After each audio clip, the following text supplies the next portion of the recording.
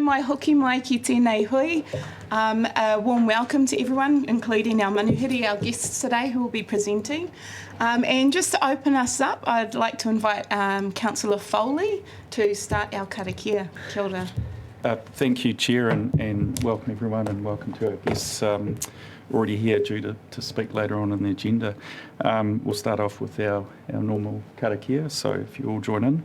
Whakataka te hau ki te uru, whakataka te hau ki te tonga, kia mā kina kina ki ata, kia mā taratara ki tai. E hiaki ana te ātakura, he tio, he huka, he hauhu, ti hei, mauri ora. Well, tēnā koe, Councillor Foley. Getting on with our agenda, any notices? Ka pai, no notices. Apologies. Councillor Van Beek, lateness. Also lateness for Councillor Barker. Councillor Barker. And I believe we have an alternate api. Yeah, for Peter Paku. Peter Paku, kia ora api. Thank you very much. Yep, if we can please move all those in attendance and the lateness. Could I please have a mover for that? Thank you.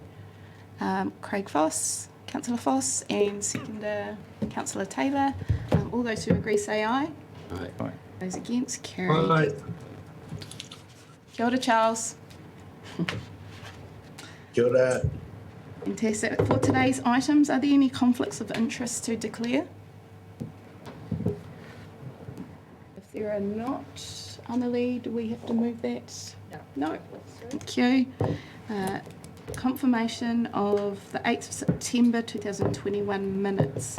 Are there any amendments to those minutes? If there are no amendments, can I please have someone to move those minutes? I'm happy to move, and second by Councillor Foss. All those who agree say aye. Aye. Aye. Those against, carried. And we're on to follow-ups of previous meetings. Is James in? Okay, ka pai. Ian, can I hand that over to you, please? Morena, Chair. Look, the items are listed with explanation. We're just happy to take questions if there are any. Thank you. Any questions on the follow-up items from the previous meetings? If there are none, I'm happy to move. Can I please have a seconder for those follow-up items? Councillor Curtin. All those who agree say aye. Aye. Aye. Those against, carried. Kia ora. Thank you. Moving through these swimmingly. Called for minor items not on the agenda but are relating to the general business of the meeting. I got that highlighted in my notes, by the way. So you'll see this thing coming. Relating to the general business of the meeting. Any minor items? Chair, is that a new kaupapa for minor items? What is the general business of the it was meeting? specifically put in mind, maybe I'm the start, but it's probably going to come up. So, Right. in terms of the terms of reference of this committee, I see. I'd say. You're piloting that. That's fine. I had three, but until you said that, none. That's great. It's working already. What is the general business of the meeting? It wasn't my decision to put this in here, but I'm sure governance indicating Okay, something. So that covers everything. No, but general business Yeah, No Chair. one- yes. Within For the terms of reference. within the terms of reference. Forestry Field Day. Good example, Councillor. Any other minor items? No. Thank you very much. Fantastic. We're moving into our presentation time. So we have the Future Farming Trust here to present their annual report. So if I can please invite up the presenters from this trust. And we have Tom, we have Phil and Greg. Greg.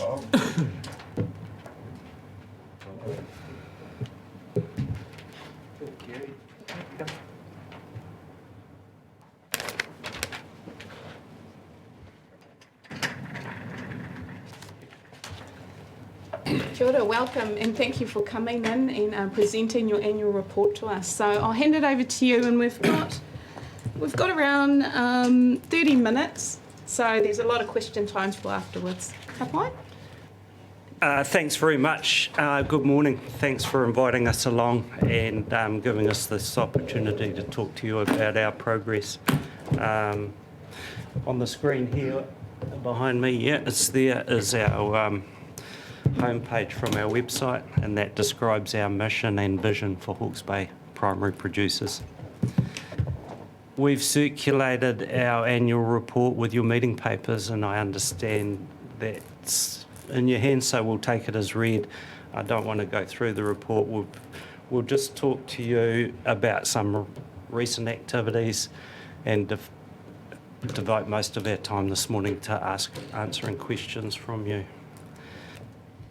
On the people front, we've recently had a reshuffle of our chairs. John van der Linden was our chair. He got increasingly busy with his new job, and we appointed recently Liz Krawczyk to the position of chair of the trust. Also, a few months ago, we employed this gentleman, Dave France, to a position of project manager for us. We currently employ Dave on a part-time contract, and to date, mostly he's been working on Crown funding applications for us and talking to people about those. Now he's doing more work on planning events and promotional activity and some fundraising. We also appointed a new board member, Tim Aitken, recently. He's a Central Hawke's Bay farmer who came to our attention when he expressed interest in the project manager role that we were advertising. We were lucky enough to persuade him to join the board so we get his skills for nothing rather than employing him.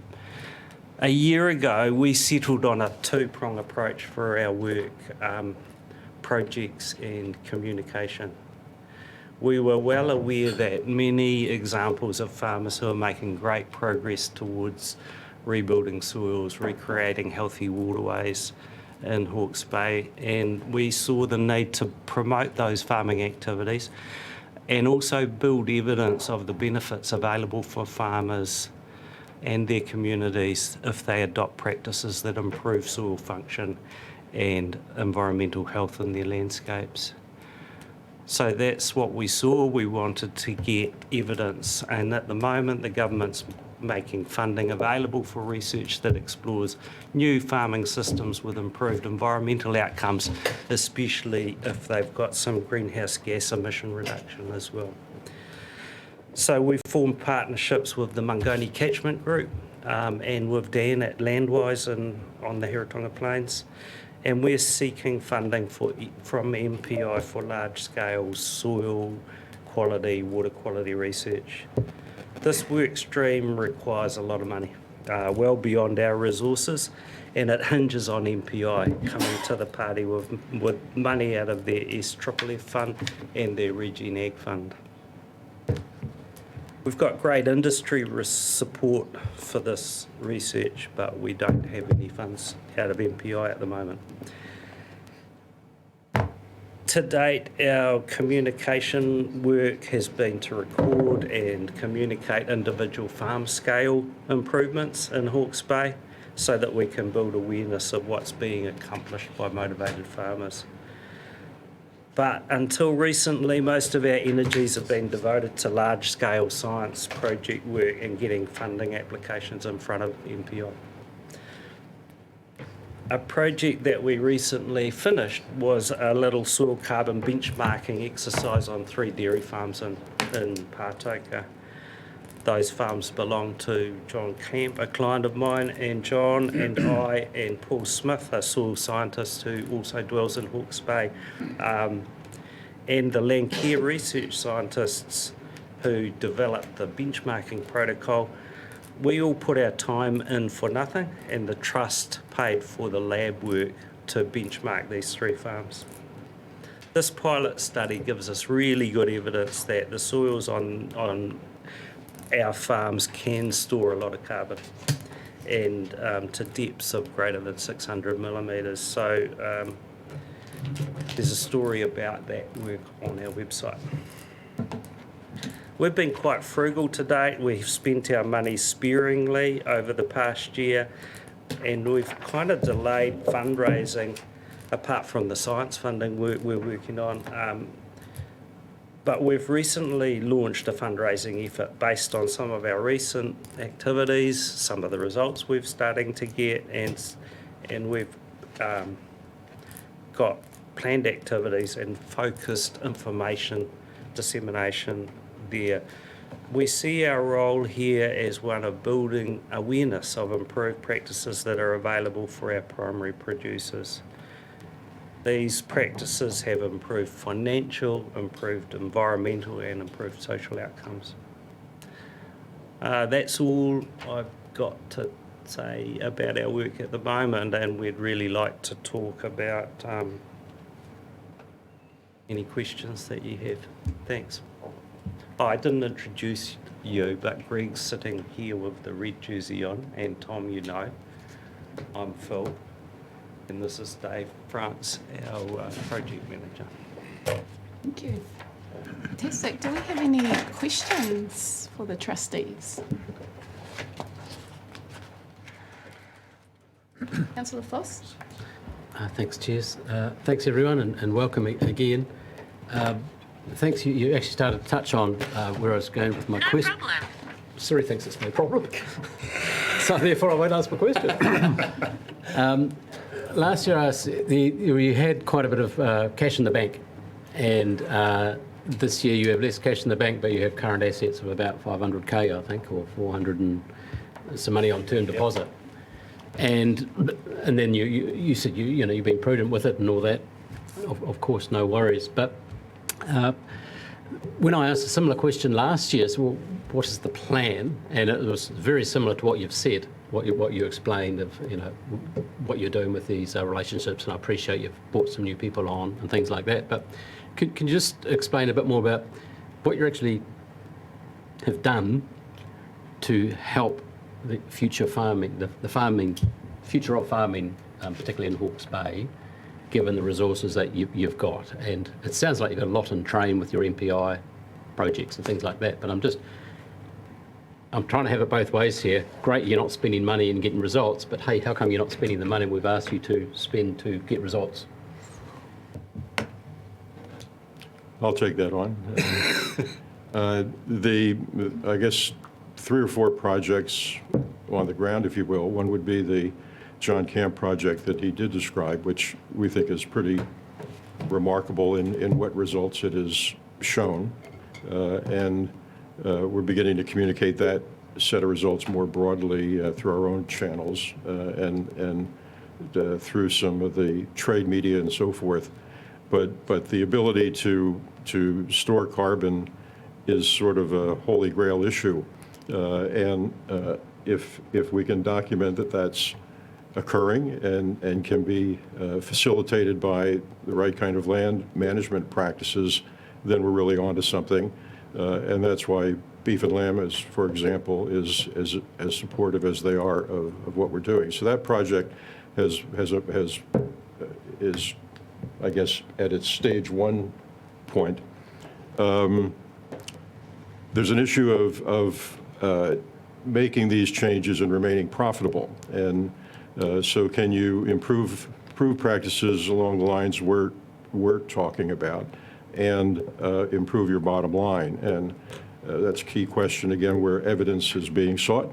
So what we've done is we've gone on to 4 farms at this point. We intend to do 10, where we've done a pretty thorough open the raincoat analysis of exactly what's going on, how's money being spent, where's money being made or not made, and what I would say incremental improvements could be made on those farms to improve their bottom lines. And given the analysis that we're doing, that is generally pointing in the direction of changes that are, I might call them common sense, but they're currently labeled regenerative agriculture.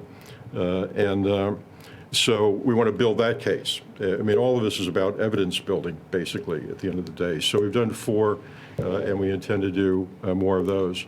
We've also had a whole series of workshops over the last 2 years, really, where we've generally brought in an outsider, some apostle of farming change, generally related to very practical, again, land use, grazing, practices and so forth.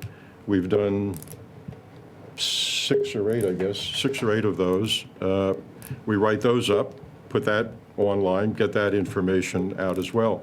But that's really the sort of the Plan B side of what we're about. We came in a year ago, and not just to the councilors, but also to the council staff, and said, you know, there's a transformative path here, and there's a kind of an incremental nip away at making the case and showing what people like Will and others are doing, Greg, and trying to use that as a demonstrator.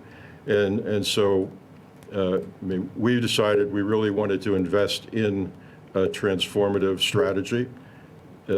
Naively, in retrospect, that's a tortuous process of negotiation with MPI in particular. And we've been around and around the loop with those folks, thinking we're in the home stretch on a couple of occasions. Maybe now we are, we think. That has been really centered on this Mangoni Catchment project, where if we can take these 25 farmers and fully open their raincoats, as it were, and be measured, monitored, and so forth in every which way, and including economically, socially, and so forth, that we think we could come out of this in a few years with something that was a model catchment for pastoral farming in New Zealand. And so we've devoted a hell of a lot of time over the last year, and half of our money probably that we have spent in the last year in nursing that project along with the various partners, Lincoln, Land Care, Beef and Lamb, and of course MPI. So no apologies about that. We think that's the right strategy to be pursuing to really make a major impact. And you know, as we come to the final stage, hopefully with MPI, we also are thinking, well, if we need a plan B, what does that look like in 2022? And it would be a ramping up of the kind of work that I described, these smaller projects, and getting out around more, and getting some of these guys to reveal what they're doing. There's a lot of reluctance amongst these farmers to actually talk about their success because, you know, they're at the early stages of it themselves. They're not always want to be out there and with a little apprehension that it might not work out. And so we have a bit of convincing to get some of these folks to let us come in and videotape what they're doing and get all that on the record. But that's what we would step up as a plan B. And that's part of, because I think the grant funding from the LTP in 2018 was 3 or 4 years, I can't remember. Right. And so you're looking the day beyond that, which is what all these applications have some longevity for yourselves. It's just a quick final question. I just don't know your structure. Who owns what you produce? Is it open source? You know, is it open for everybody? Once it's out there, or is it registered or something? Or is it just out there for the public good the moment you publish? In regards to the science we're trying to get done, it will be public good science that we're doing, Yep. and, hopefully. Oh, yeah. That's why it's taking so long. We need to bring the CRI scientists on this journey with us, All right, okay. so that they publish the data too in science publications. With some authority, yeah. Thanks. I've got Councillor Curtin, then Councillor Williams. Oh, Councillor.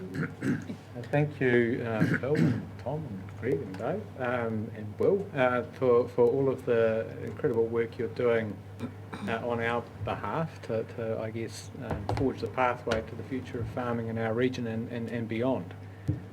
Greg, you're the living exemplification of that. So, and Phil, the work you're doing as well. So, my questions in this context, it seems to me that the work you're doing is hitting the three key environmental levers, issues relating to farming of water, carbon and nutrients, while maintaining profitability. And that's exactly where everything's kind of at the moment. So in that context, can I just ask a couple of questions? One, what is it's really like, how did you pick your two major projects?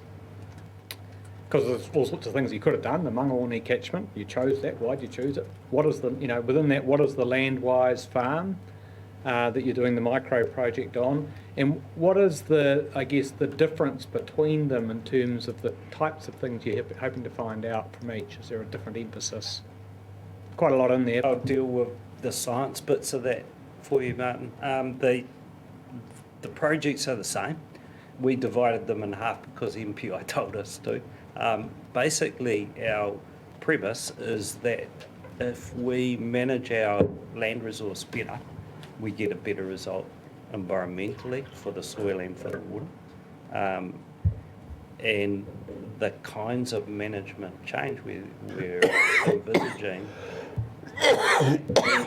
that rebuild a healthy soil and rebuild a soil carbon sponge are pretty similar, whether it's a grazing property or a cropping property or an orchard or a vineyard. So we're talking about different kinds of plant species and different ways of managing those plants to rebuild the soil. I think that was why did we divide them? You picked Mangaone for one, and you picked the Landwise farm for another. Because they were there. Because they were there. Yeah. Like so the Landwise farm's a farm that we've been doing, or Dan's been doing research on now for 10 years, and he came to us early on in our look for projects and said, hey, this land 10 years ago was really good, and now after 10 years of precision agriculture, we've largely destroyed the soil structure. Is there a way to go back the other way? And that's obviously an opportunity for us to demonstrate that way to go back and rebuild the soil structure at that micro farm. What is a micro farm? Oh, sorry, the micro farm's a property in Ruahapia Road that Landwise established. Is it small? 10 years ago, yeah. It's small in as much as cropping experiments are done on little 1 hectare plots. So it's bigger than an experiment, but it's not as big as a farm. If I could interject, mate, it sounds like folks might not know what Landwise has been around a dozen years. I don't know. Landwise has been probably the home of progressive farming folks for some time, and so they've sat out there with people like Scott Lawson, who's on our trust board as well, has been active in that, and Hugh Ritchie, a whole array of people in different sectors of the growing world. And so from our standpoint, they were just a natural existing institutional ally that had some capacity substantively, had a piece of property that we could play with that they wanted to, as outlined, improve. So that was sort of a natural, and their focus has been on orchards, vegetable growing, that side of the spectrum. The pastoral side, the Mangaone Catchment Group seemed to be the most, I think is, the most advanced of the catchment groups in the region. And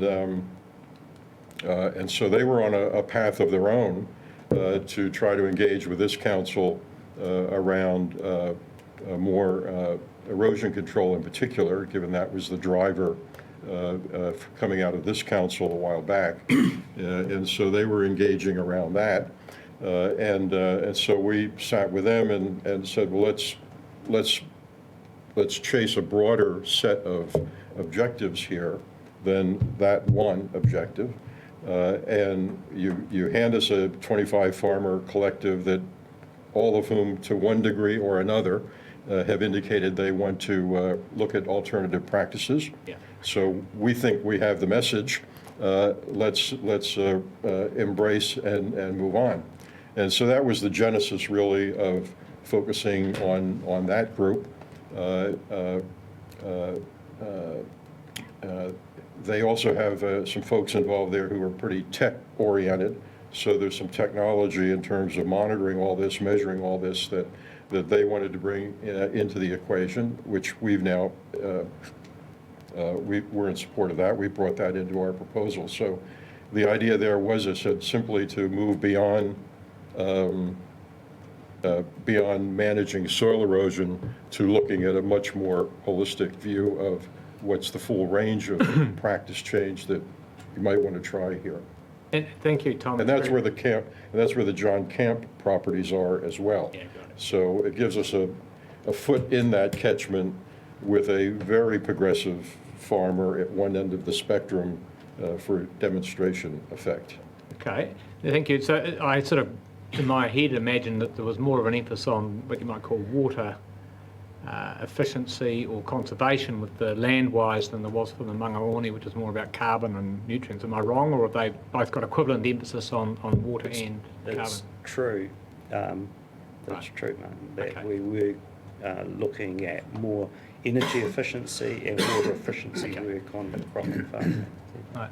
Is MPI being receptive with the, do you think? Is it, do you know how that's tracking? I think. We think we're tracking pretty well, but it's real hard to read them. Thank you. We're quite naive on these Yeah. things.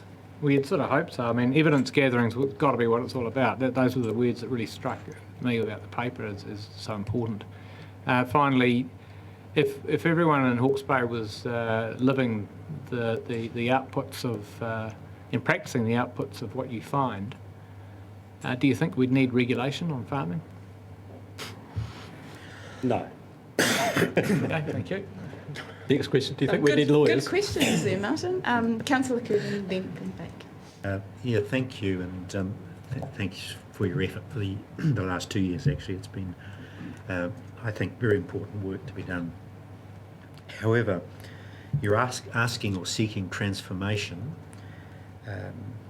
and it occurs to me you're working with a group of the more progressive farmers, 25 in the Mangaoni catchment, and I'm picking up the frustration that you're having in terms of achieving transformation. What do you think is the biggest barrier to transformation? I'll say. Greg, Go for it. people. People. I think it's some entrenched sort of scientists in New Zealand that are very vocal in the media, that are stuck in last century, but still do have a big following from the mainstream, farmers in New Zealand. I think those people are the ones that are holding us back the most. But now we've got a really good steer from that recent research project done by the wine growers and Beef and Lamb New Zealand that paid that New York company to do market research on regen ag. And so the message that came back from that is that the markets are demanding more regeneratively produced foods. And so, we've got Silver Food Farms now who've said they've committed to a regenerative future. And so we've got the market there and now the industry getting in behind it. So now it's just a matter of the farmers, getting up to speed, learning the possibilities, having the evidence to show how it can be done, and the whole thing could quite quickly sort of fall into line. Five years ago, when this was an idea that we were trying to get across the line in a long-term plan, we went down. Rick was, I think, the only other councillor present here now that was at that meeting. We went down to Central Hawke's Bay to front the regional plan that we were trying to get across the line, and this trust was a piece of that. And people were standing up in the back of the room heckling, basically, "Oh, Belford is coming to town to tell us how to farm." That was basically where the reception was in Central Hawke's Bay. Well, fast forward 5 years, the inside double-page spread of Farmers Weekly is an ad from Balance urging its farmers to, we're going to be with you moving down this path here, that we all know that farming change is required, blah, blah, blah, blah, blah. We have all of these international companies, Nestle's, McDonald's, everybody in this bandwagon. Every bank study that you read over the last few years is telling all of these folks, get with it here. So everybody's now drunk the Kool-Aid of what, again, I'd call just common sense, but it's packaged as regenerative agriculture. That's great. So we'll push that barrel. But there's been quite a contextual change that's occurred over the last couple of years in particular in terms of whoa, wait a minute, there is a need for serious change here. And within the government, that still gets boiled back to once you get below the ministerial level, where they're all gung-ho for regenerative agriculture. In the bowels of the bureaucracy, it is still show us the evidence, show us the evidence, show us the science, show us the science. And a lot of that is coming out of people who are pretty entrenched in their thinking about these things. So after you read through the balance ad, you'll still come across an opinion piece saying this is all a bunch of bull, and we don't need to change what we're doing. So a lot of this is his generation. I mean, a lot of these people that we want to get on tape, and these guys here are they're the ones that are the target. Sure. We have to show that there's a coalition of the willing here that is willing to put themselves out and drag the rest along behind that. Sure. My observation, Tom, would be that this appears to me to be somewhat glacial in its rollout and acceptance. And I just want to link it to a piece of work we're considering later in the agenda. I don't know if you've seen that, and it's to do with the communication pathways. And this particular paper talks about the social ecology, and it's promoted by Ian Maxwell, who's quite correctly identified communication and engagement as the key. And what I'm seeing here is, in fact, you can go and continue to produce all the evidence you like, but unless you're communicating and making those changes, if you're on the ground in terms of farming practice, that's where the rubber hits the road. The more locally relevant the information is, the better. So we're trying to collect our evidence locally and to present it to other locals. So these workshops, we've had over 200 people come to these workshops, and that's kind of the face-to-face, Just to follow on then in terms of this council's investment, should we invest in understanding in the social ecology going on in those catchments and farming sector, rather than going down this more evidence road? What's the best strategy for us? Both. The pure science evidence needs to be funded by the Crown. No, we can't afford it. But as we build, it's a long project, like 6 or 7 years worth of measuring and monitoring. And as we build that evidence, we've got to take all the players in the industry along on the journey through the communication things that we've got to do. So we do that by being on the ground, but we also do it, importantly, by publishing a lot of stuff. At the moment, we're still turning kids out of university, or students out of university with ag and hort degrees, with really good knowledge on the chemical industrial way of farming that we currently do. And that's wrong. They're not going to be farming during their careers using those methods they're learning at university now. So, there's quite a lot of step change got to happen, but the science has to build to allow that to happen. The farmers like Greg and Will, they didn't learn what they're doing at Massey or Lincoln. The Massey or Lincoln guys at the moment are the handbrake. You're right, though, Neil.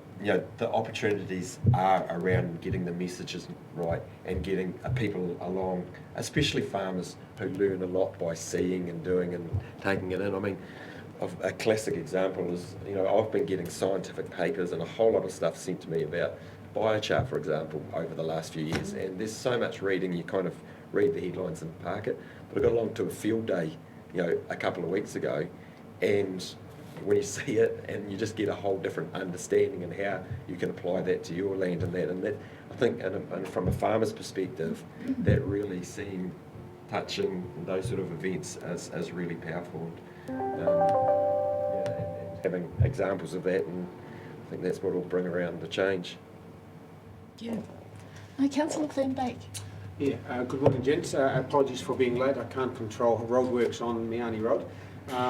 Once again, and I've said it before, I wish I was a farmer rather than a grower, because the opportunities that are ahead of us are just fantastic. And just by reading and hearing and going through your report, and it is. I was going to refer to the same report that Neil referred to, and one statement in there is actually, when banks and so forth and reports are pointing out that the market demands this type of behaviour on the land, that actually is the wrong reasons but the right outcomes. Okay, and that's actually very important. Farmers need to do it for different reasons, I believe. It's a heart issue, and it is all about communication. And hopefully, we as a council, we have made some considerable investment. And Tom, you're involved in that process. We've made considerable investment, and are making a considerable investment in money and time in this particular report by Professor Edgar Burns. And hopefully we can make that available, because just the first paper that we've received so far, and we'll be considering later on, it's really eye-opening on how farmers, and it seems like the farmers in our situation are the ones that actually need to make the change, and Will and I constantly talk about that. We as farmers, we are the ones who are actually looking after the environment. We need to make the change, and I really hope that the work that you guys are doing is going to really have long legs. And my question was, you talk about a multi-year project. How far is your horizon with the work that you're doing?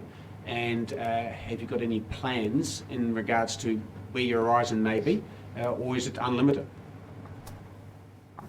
Yeah, that's a good question. I mentioned multi-year research because one of the things that we need to do is demonstrate that managing the land in a different way ends up with a different result from a soil quality, soil health, soil carbon point of view, but also results in different hydraulic properties in the soil. So we've got more nutrient holding, more water holding capacity. So the way the hydrology of the catchment works will change. Now, those kind of changes take time, probably more than the time of 6 or 7 years that we're asking for funding for. We are confident, however, with our pilot study data that inside of 6 years we will be able to measure change in soil down to 600 mils or deeper if that's how deep we measure. So the time frame for the science, which we're thinking about, is 6 or 7 years. But we will then have, on both of the areas where we're working on the Heretaunga Plains and in the hill country, we will have data that we can build on for the next 20 years as well, because it won't just stop after 6 years. The improvements we're making, the management changes that we're making are working, largely called regenerative agriculture, then the improvements will continue well into the next decades. Councillor Taylor, then Councillor Barker. Yes, so Councillor Curtin has pretty much already asked this question, and Tom, you've pretty much answered it, but I have a lot of interest in the workshops. I think that education with evidence is key to create change, so it's a great initiative and I really commend you for that.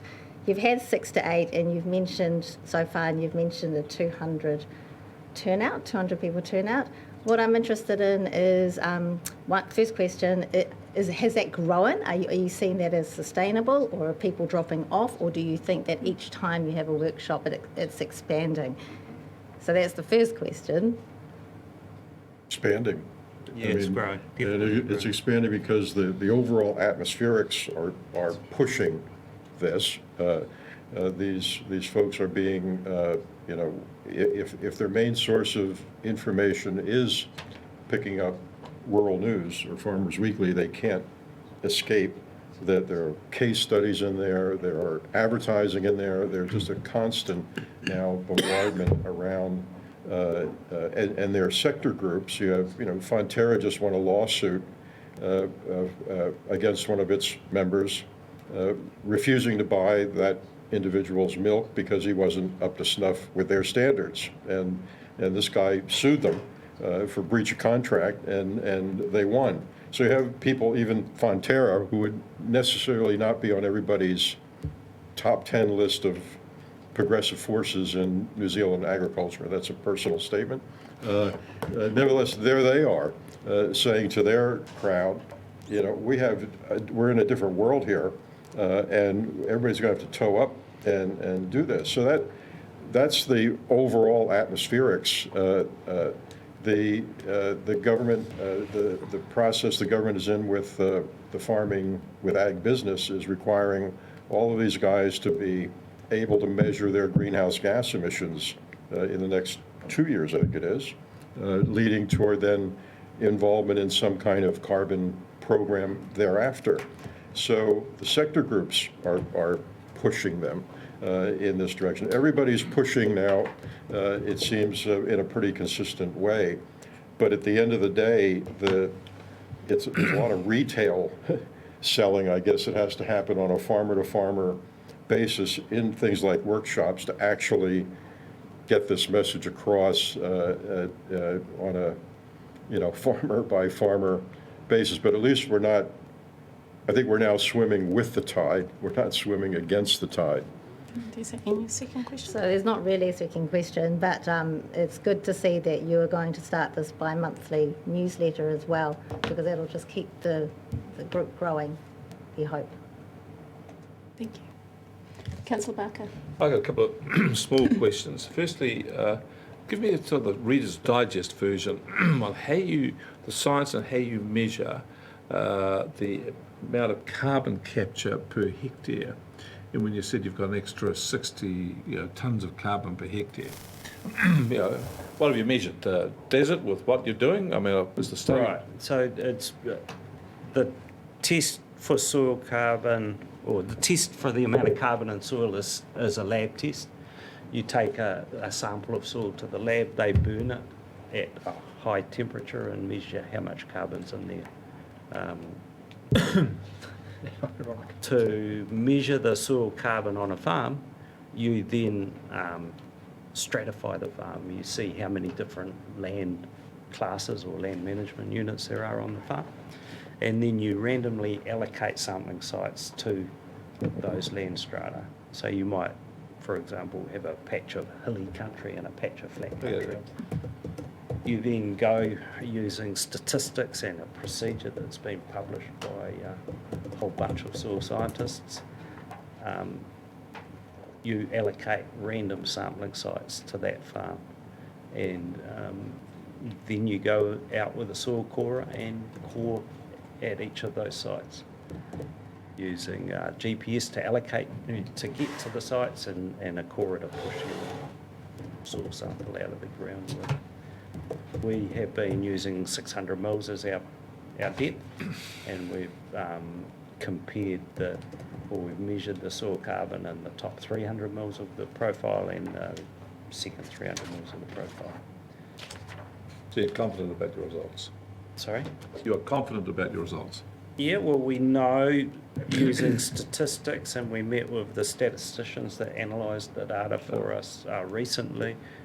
We know using statistics that the data we have is very robust, and it's really clearly different between the different farms that we've measured. But the second thing I'd come to is just on your page 14, our bellwether catchment for New Zealand sheep and beef represents 66% of New Zealand farms and 81% of New Zealand's agricultural area.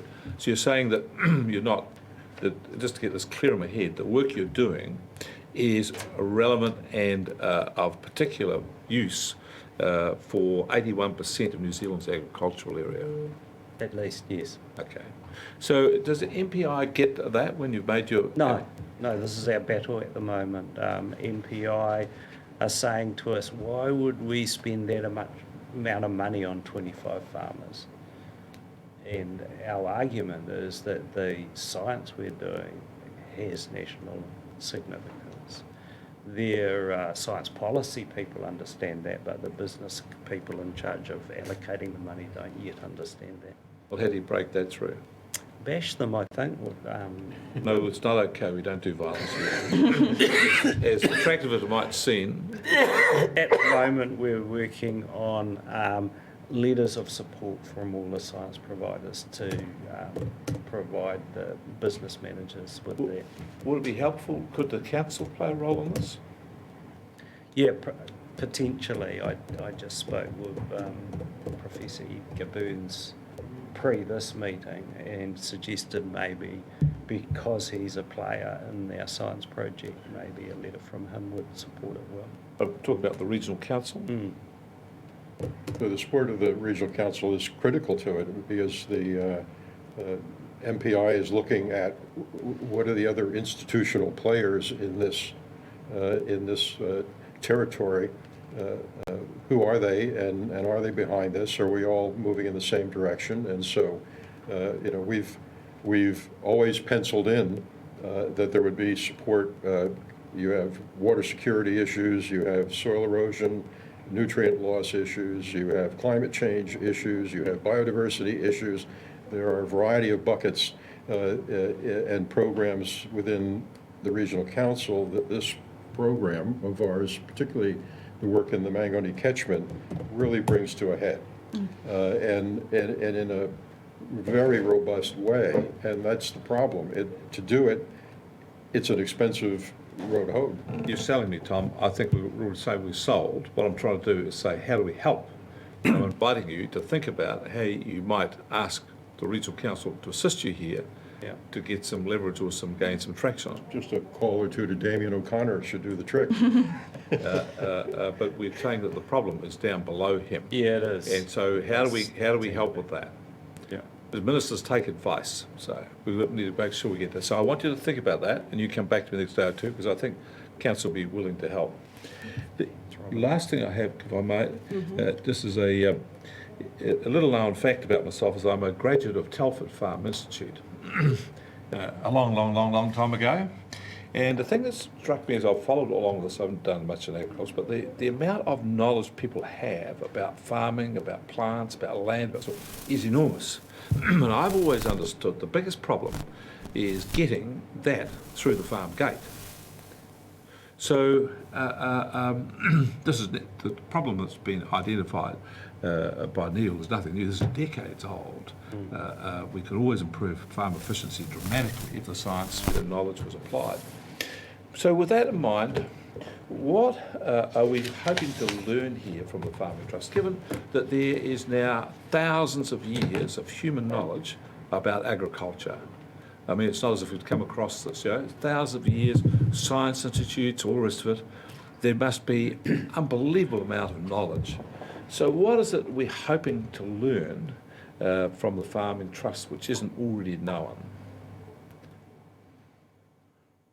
I mean, I guess, it's a changing world, and yes, and I think it is perhaps, a lot of traditional knowledge, and it's just sharing what's already out there and is being applied, from a farmer perspective, is, where the opportunity is.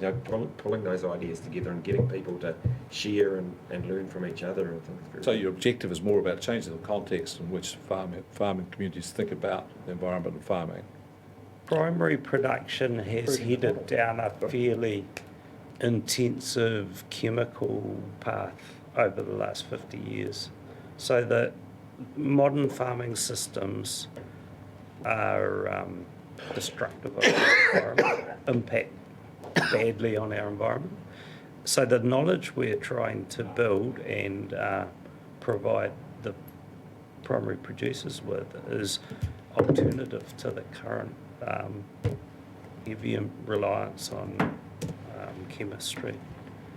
I'd put it more pointedly, Rick. I mean, the direction or the urging that farmers have received up till recently has come from financial directions, maximizing output, revenue from farming operations as opposed to profitability, and has come from farm advisors who have been principally fertilizer representatives.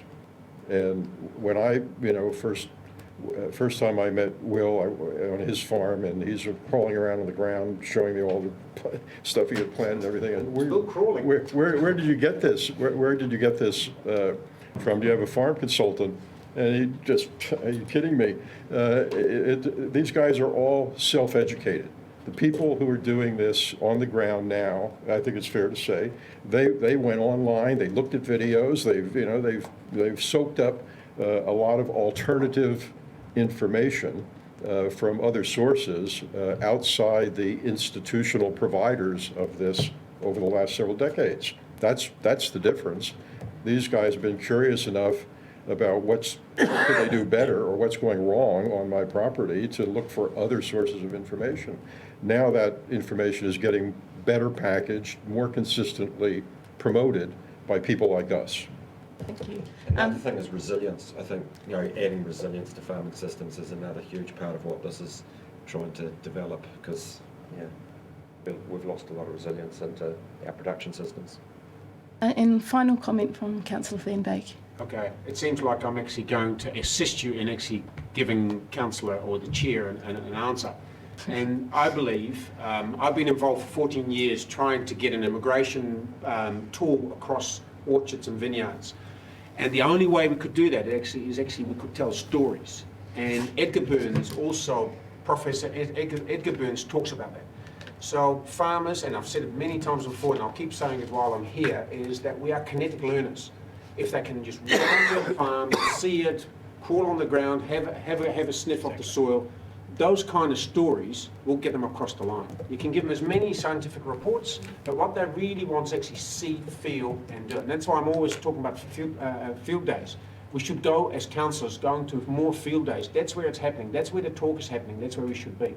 So I think you're absolutely right by actually pushing this in Hawke's Bay, where these stories are being built, and then tell the farmers of Hawke's Bay, and hopefully even further in New Zealand, tell those stories. So I think you're on the right track. But once again, don't take your eye off Edgar Burns' work. It's fantastic, and it will really, really help you in selling the story that you've got. Great point. Thank you, Councillor. And just a huge thank you for coming in and listening to our feedback. We will see you hopefully in another year or possibly before. That's my question. Will we see you before or after discussions with MPI, possibly? That would be great if we could have an update. Ready to come in? Yeah, fantastic. So I'll ask Councillor Van Beek to move receiving the report. So moved. And Councillor Martin Williams, aroha mai, to second. All those who agree say aye. Aye. Those against. Thank you very much. Thank you. Well done.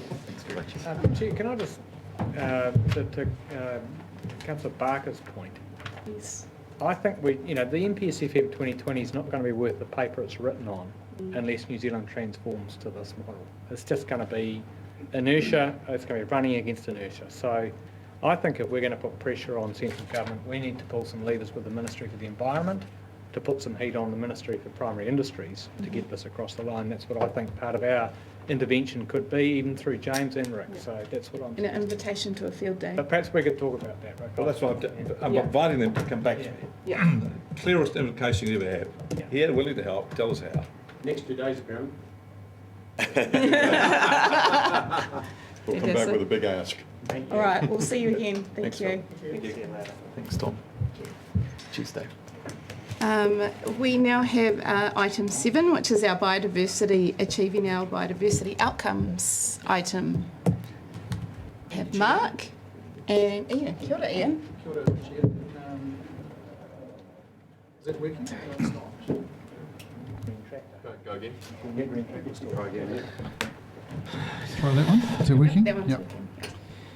working. Morena Council. That's all right. So look, I think you all know Mark. Mark's returned from acting catchment services manager to a substantive substantive role as team leader, principal advisor, biosecurity, biodiversity. Mark's been working in the background to pull this paper together. He's going to run through a presentation for you shortly that sort of synthesises it. Just a couple of comments from me ahead of Mark going through that. This paper and the following paper are a couple of examples of what I would call wicked problems the council confronts. They're wicked because they're large. In fact, the biodiversity crisis that Mark will talk about is a global crisis, not just a Hawke's Bay crisis, so it's happening globally. The things that are built up over a long time frame. They're complicated issues to address and manage, and they're expensive. And the solutions will come to play over probably several generations rather than a quick fix. So that's why they're wicked problems. What we've done is pull together the paper because the thing that we felt has been missing for you, for your thinking and your deliberations around matters biodiversity, is a view of the complete or the current set of activities that Council has at play that touch on our biodiversity outcomes, how they are interrelated, and how they all need to be working for us to start shifting the dial on biodiversity. The paper certainly indicates that all these things need to be working together in an integrated way rather than taking them in isolation. So we need them all to happen and all to work well if we're going to get there. And probably most importantly is we acknowledge that there's still a lot of work to do in this space. And so the next steps set out that we acknowledge there's more we can do in terms of internal coordination and alignment of our work.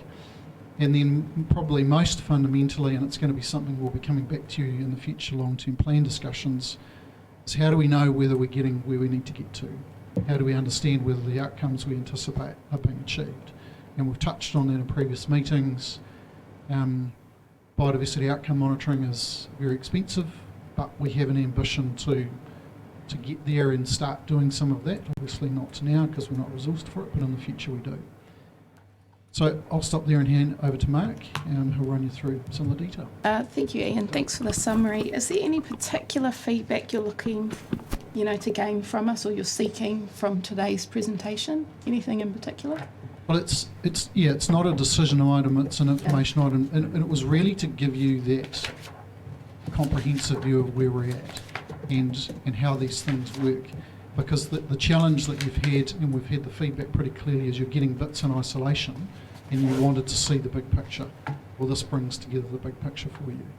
So there's no specific feedback that we need, other than if you feel there are things that are missing that you'd like to see more of. Thank you. I'll hand it over to you, Mark. Thank you. Kia ora. Thanks, Ian, for setting the scene. I'll kick the presentation off. Look, I'm sure it's no surprise to you that biodiversity rapidly declining around the world.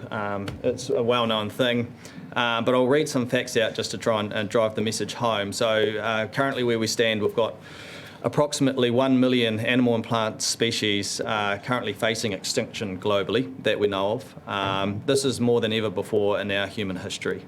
So the rate of extinction appears to have been accelerating over the past 40 years, probably largely aligned with how we're using our land and resources, and does not show any signs of stopping. So we're not having an impact at this point of slowing or stopping that decline. The loss of species and ecosystems and the services they provide, they threaten people's livelihoods, our health, our well-being. So it is important to try and retain these. New Zealand, unfortunately, is no different. The recently released Aotearoa New Zealand Biodiversity Strategy clearly states in there that New Zealand is in serious trouble. Currently, we have more than 4,000 species in New Zealand that are threatened or at risk of extinction. New Zealand is recognised as a biodiversity hotspot in the world due to its unique flora and fauna. And New Zealand is unfortunately one of the worst countries when it comes to threatened species. What's even worse for us in Hawke's Bay is, like Canterbury, we've suffered some of the most significant vegetation loss in New Zealand. We're quite dry, quite arid. And with Hawke's Bay, almost all of our remaining lowland forest ecosystems are either listed as chronically or acutely threatened. We have very little left. However, like climate change, unfortunately the drivers of biodiversity loss are many and complex and are often difficult to remedy at speed or at a scale where we're having a meaningful impact, which makes it really challenging. Some of these pressures are really well understood, like introduced predators here in New Zealand, but others are much more complex, like how we use our land and sea, climate change impacts that we're only just starting to really understand, alongside pollution. So some really big challenges. Equally, not having, to be honest, suitable systems in place nationally around in terms of policy, legislation, and even leadership also contribute to these pressures. But I just wanted to quickly show you, hopefully this works, a video. And this is just, it was produced by Department of Conservation as part of the release of the biodiversity strategy. And it just sort of provides a good overview of our unique biodiversity and why it's important. Aotearoa. We have extraordinary and unique plants and animals found nowhere else on Earth. We have the only alpine parrot in the world, the kea. We also have Haumata the snow tussock, Te Kumu the mountain daisy, and the grand skink. We have Whio, the whitewater specialist. They have big webbed feet for negotiating rapids. Hara, our native centipedes are as long as my arms. That's huge! We have the biggest variety of ngata on the planet. The Poelephanta weighs as much as a tui and lives for 20 years. Kei roto I o tātou awa, I roto I o tātou roto tētahi o nā tuna nui ra wātu o te ao, te tuna kūwharuwharu. We have our beautiful native falcon, ka rea rea. It can fly at speeds over 100 k's and can catch prey larger than itself. Our giant weta has its ears on its knees and is older than the dinosaurs. Our albatrosses include the largest of all, the torua. One torua known as Grandma raised her last chick at 62. And we have snakeball! And we have tuatara, peripatus, pika pika taupoto, the short-tailed bat. Kei konei hoki te pāteke, te kōkopu, te tūturi whatu me te titi. We have precious kaka, kiwi, kakariki, hihi, kauri, and tāke. We have whakahau, sea lions. The most species of penguins in the world. Coastal peppercress, eyelash seaweed, and tohora. Many of these taonga are in serious trouble. Some are threatened with extinction. We are kaitiaki and guardians of Aotearoa. We must love and protect what we have. Toi tū te marae a tāne māhuta, toi tū te marae a Tangaroa, toi tū te tangata. Cool. Hopefully I can jump back to that easily. Brilliant. So the reason for that is just to show you, or just reinforce, New Zealand does have some really cool species and we need to look after them. So that brings us to what is... Toyota and the Department of Conservation have joined. I'll close that. Apologies. It brings us to what is Council doing and some of the programs that we run. So Council has a whole range of programs that help protect and enhance biodiversity, and that is shown in Appendix 1. Hopefully you received that. And you'll see that is across the business. It's not just specific to, say, the biodiversity team. All different parts of Council generally play a role in helping protect biodiversity. Within that, though, it really is the relationships are key. I'll start again. I'll say it's important to note that the relationships between the different sections is really key. We currently do not have a strategy or an inward-looking document that helps us really align all those programs as well as we should. Also, you'll note a number of those programs within the in that list do have a water quality focus with a biodiversity outcome. They're not necessarily biodiversity driven. So the reason that matters is it actually influences the actions we undertake on the ground. So the key elements behind these programs being successful are actually the people at council behind them. We're really fortunate at council to have some really passionate, dedicated staff who have been really good at identifying opportunities, both internally and externally, help drive those programs and get the best alignment we can. But as I mentioned, we don't have an internal document or strategy yet that sort of pulls all that together. I also need to note there are a large number of external stakeholders in the space, such as Department of Conservation, Biodiversity Hawke's Bay. Good to see Debbie over in the back there. Welcome. Alongside others, and I worked with a contractor to try and pull the associated interactions together, and that's an attachment 2. And the size of the box sort of indicates the level of investment they have in the biodiversity space. So you can see it's a pretty complex diagram. But I just wanted to touch on a couple of the examples of these council programs where I personally believe they've had a pretty profound impact on biodiversity in our region. The first one of these is the Possum Control Area Program. It's a long-standing program. It covers a significant portion of the region, and when coupled with the current work Osprey are doing, we must be pretty close to nearly 1 million hectares of sustained possum control in our region.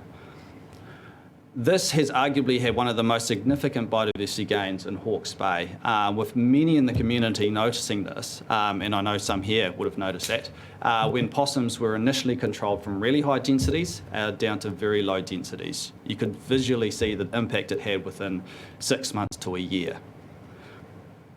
Unfortunately, we can't clearly tell the story though, because we didn't undertake any biodiversity monitoring and we still don't. So we're really not able to clearly articulate that story well.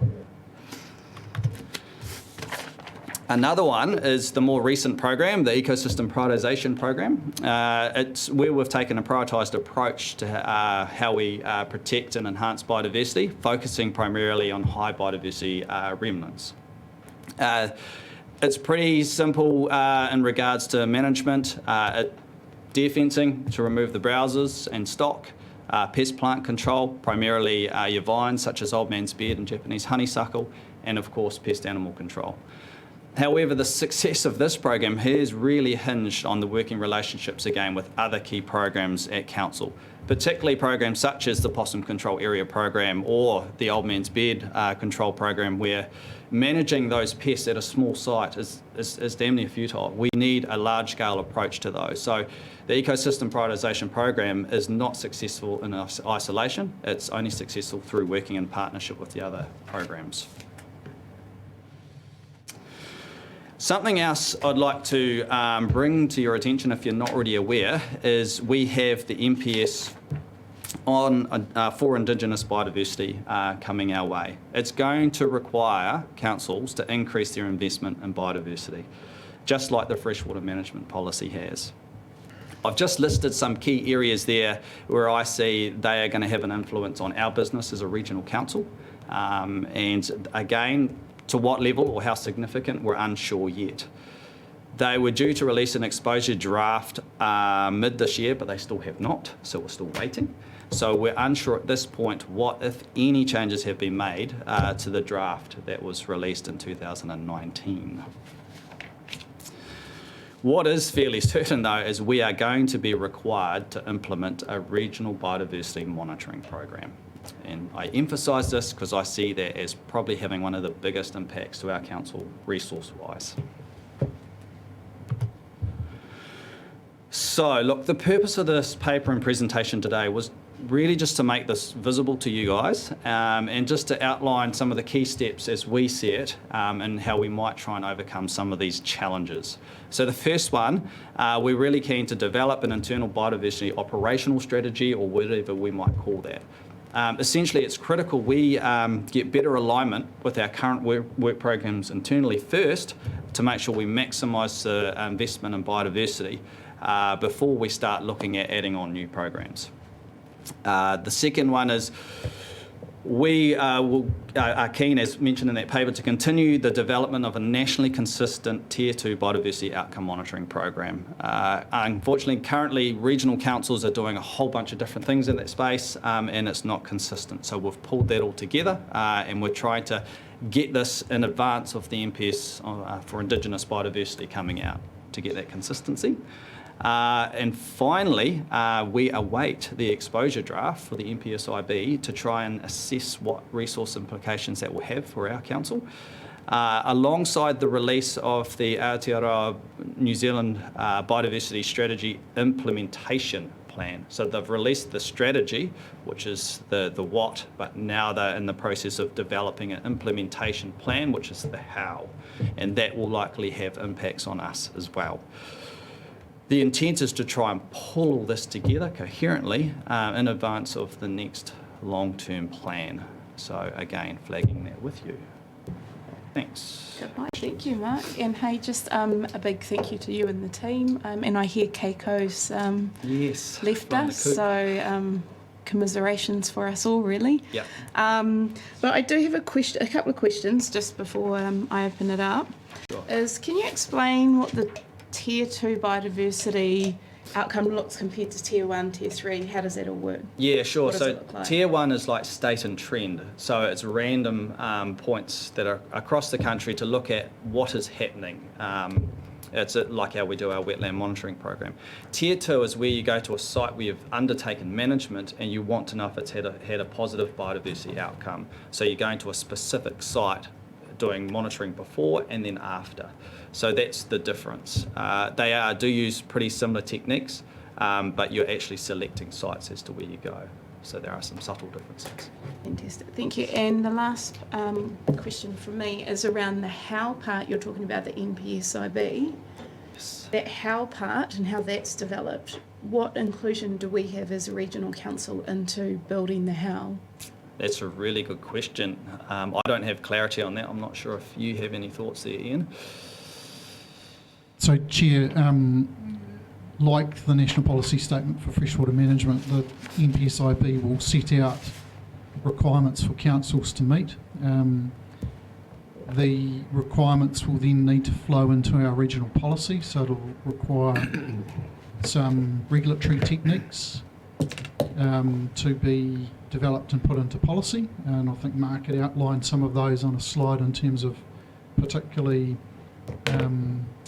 areas that we might want to protect through regulation. And then probably most fundamentally, the implementation at a site-specific level is going to require quite significant and more resourcing. We already know where our key hotspots are for biodiversity, the work that Mark's team has done in zonation and figuring out where our priority sites are.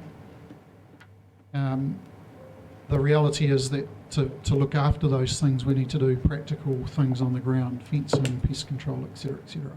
If we're going to have any hope of having a meaningful impact on those sites, we're going to have to significantly increase the resourcing, because at the current rate of investment, we're hundreds of years away from getting around all of them.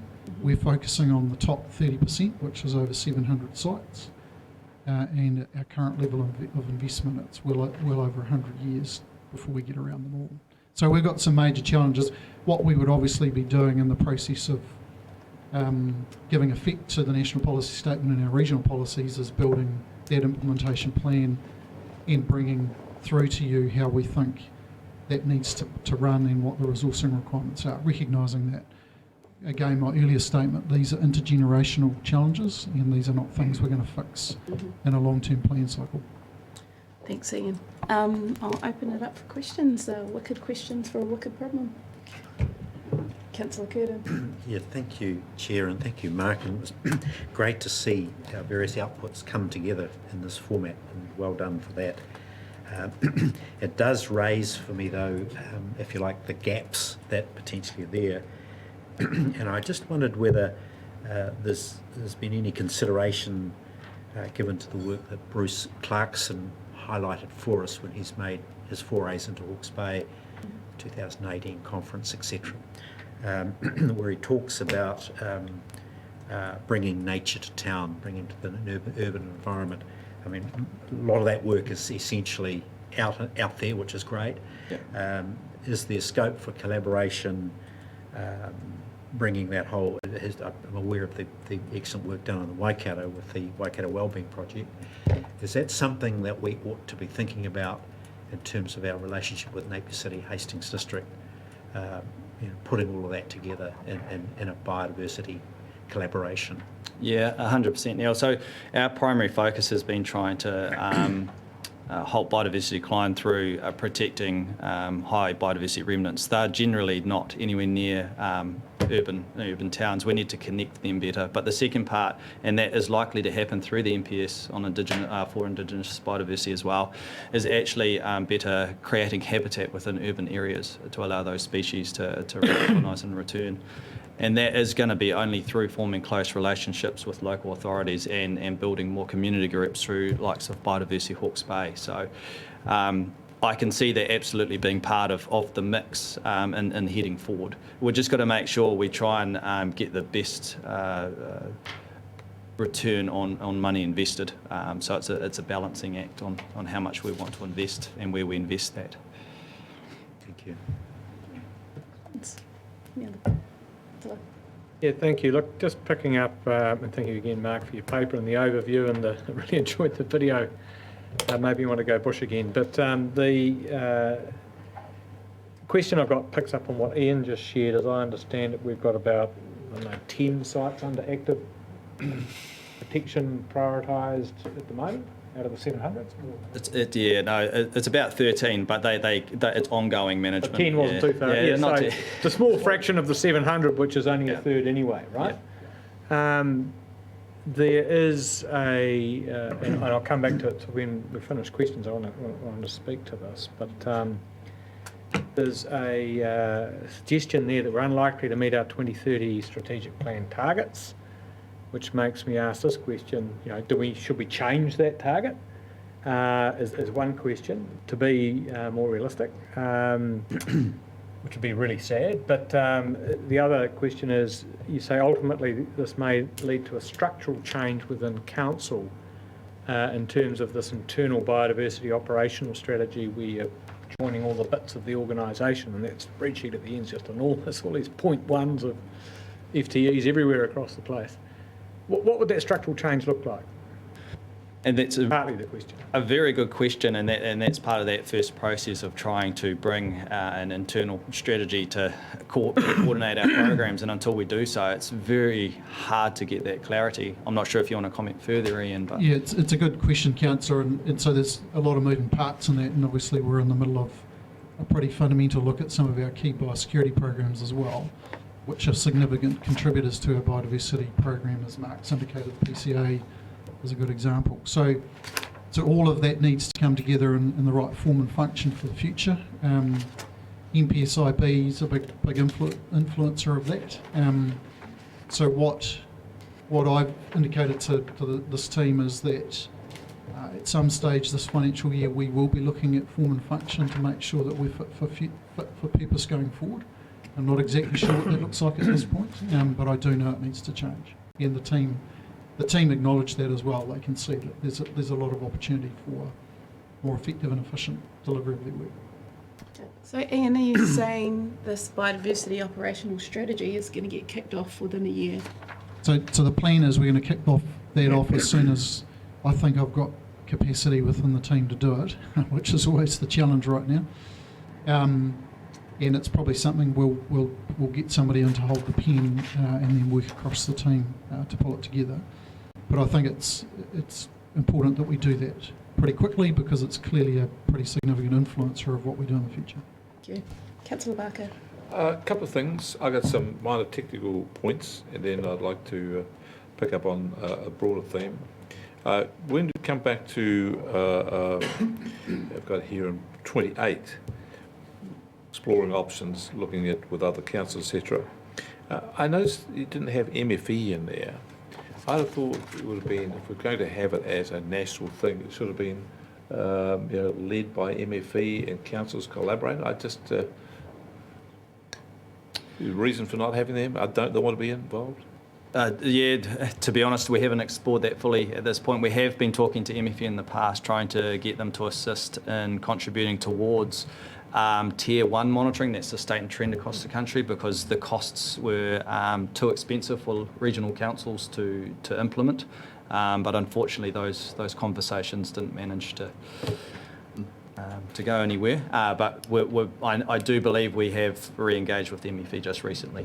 Well, if you think it should do, I think we should get the council to write to them and do it, because I just see them as fundamental with this. If you're going to do something nationally, you need MFE. If you're talking about biodiversity, to have them not in the picture is just inviting a problem down the track. On next steps, 33, I see these are all internal type things. Yeah. The size of the problem is beyond the capacity of this council. So it seems to me that what we need is community engagement. I know a number of farmers who are planting thousands and thousands of trees and so on, doing great jobs. I'm sure more could, but we need to engage our community on trapping, plant control, pest control, etc., etc. We need to change their view. So I don't see that sort of community. This is more internal focus yet. I know the external one is, but I'd like us to have that on the program for us to be focused on, so we've got that. If we get 100 people to help us that are not doing it at the moment because we asked them and they say we'd like to, well then that's 100 helpers we never had. The next thing I want to come back to is that, it's a passing notice, see that in the Biosecurity Month we're going to spend 4 days a year. I thought it was a bit ironic. But the chart you have on here with all the lines, I thought this was excellent. I gave it a big tick. I just think this is an issue for James and the way in which we structure our council, actually, in terms this is a big HR issue. What this says to me is we've got all these different pieces here doing things and the way we're doing it. And the way in which we structure our staff and our programs are all grown up like Topsy. For example, we started with regional council, we had this, we have that, and we had the other, and we just continue to add things on, and it's got all these silos, and we've got the structure we have today. But it seems to me that we should be stepping back and having a look at, in the light of our work program today, and what is the future, how would we structure this organisation? Clean sheet of paper, a completely new HR look at it. And I come at it from the point of view that if you go and look at, for example, McDonald's have this philosophy, which I regret. No one should be in charge of making a decision unless you know everything there is to know about McDonald's. They're very keen to make sure that people got the eyes of the whole business. The customer service for a long time brought people in as cadets, so they had the eye of the whole of the work of the customs, because whatever you're doing had an effect somewhere else. And we had this holistic approach. I'm not sure we've got that here. And I just like the James and the senior management team to have a think about that. What might we do to restructure and change the shape of the council? Because at the moment we've got all of these lines going, and it's only getting worse. James can help answer that.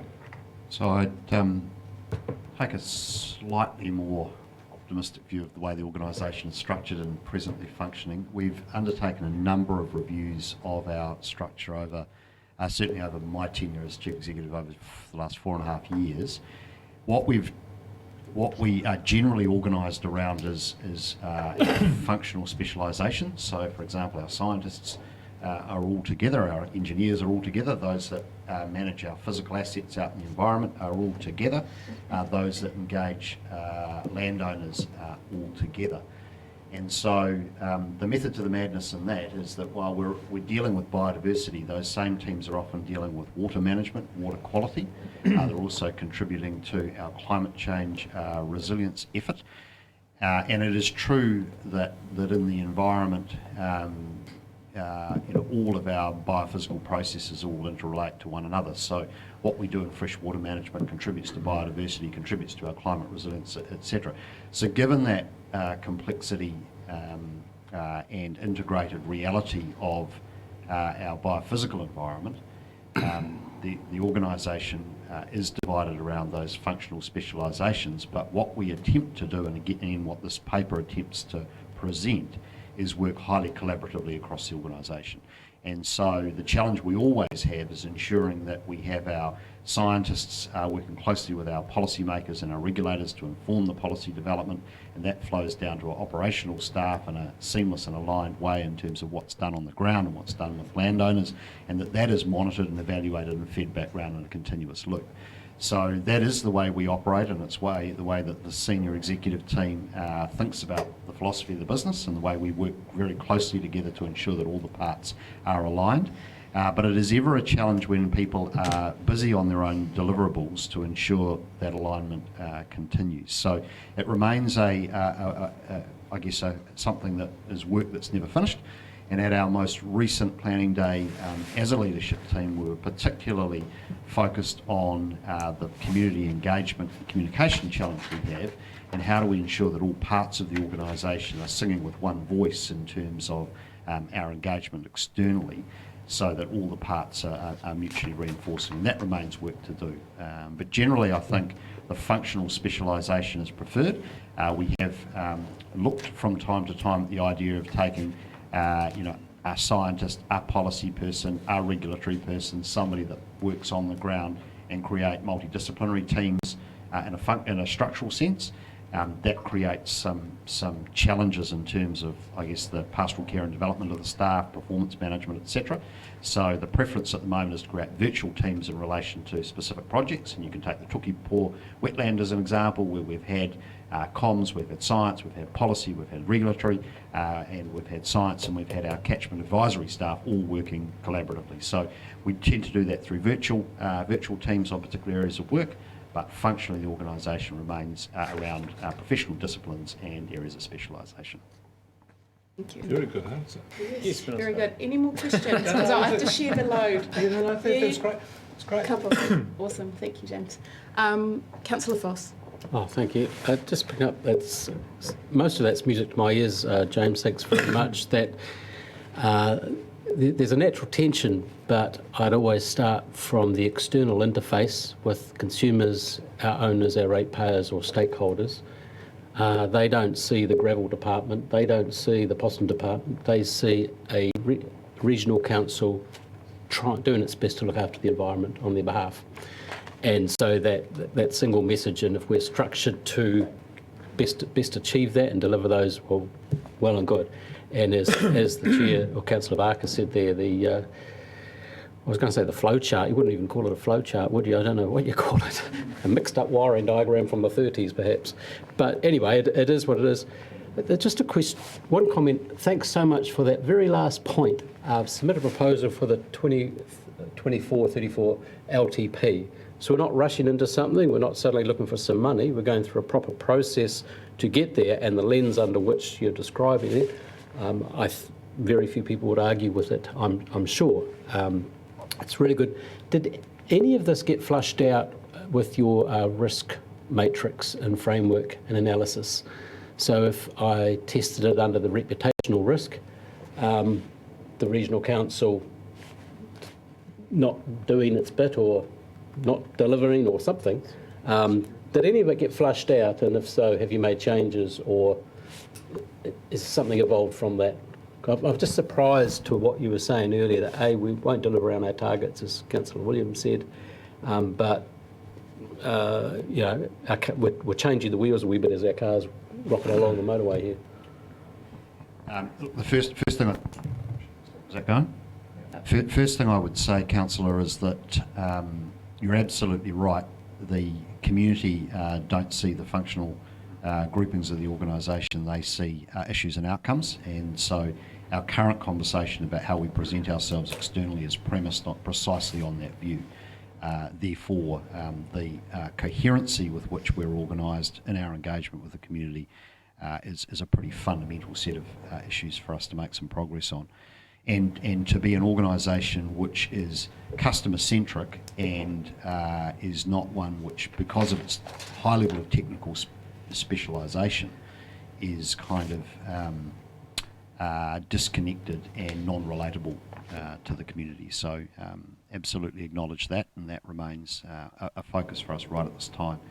In terms of our risk management, so failure to meet community expectations right at the top of the list in our risk framework, And in that, there are a range of different areas where we've identified, including in the biodiversity and biosecurity areas, where the scale of the challenges we're facing relative to the resources that we have and the tools that we have presents a significant risk to us reputationally and to, I guess, the community support for what we do as an institution. So yes, that has been identified. I think there is more detailed work to do to understand within, for example, the biodiversity program, where are those very specific areas of greatest risk, and I think the work that's been done on the monitoring presently will continue to, and we're building this over time with our ecosystem prioritisation work to understand in quite tangible terms where the bang for buck is, and that also goes to the Possum control review and the conversation we'll be having a workshop this afternoon about where we align our resources to minimise those risks. Dr. Marker. Thank you, Madam Chair. I'm very pleased to see this topic on the agenda for us to discuss. And what I have to say is sort of follows on from this just recent exchange between James's response to Craig's point, and it is about the community perceptions at the end of it. Biodiversity, of course, is one of the major areas which this council engages with tangata whenua. If anything, this is, along with water, these are the two major issues. The rest just belongs in governance. And I'm also aware of the efforts that the council has made over the last 7 or 8 years to engage with tangata whenua in various forms and on various topics and areas of interest. So my comments are based on that. I'm just making a plea to get this on the table. Actually, the importance of this to tangata whenua communities.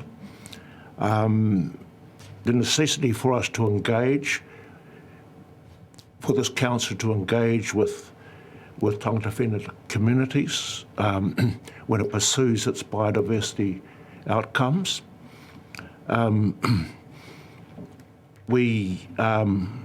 As we stand at the moment, we are going through a whole series of change ourselves. So our own communities are changing rapidly, probably faster than the general population. And we struggle sometimes to keep up, which means you get checkered responses when a governance organisation like the council tries to investigate do tangata whenua want when it comes to biodiversity. And as we try to express our tino rangatiratanga, then that'll come out in different forms. Clearly, we don't see ourselves as either clients or stakeholders.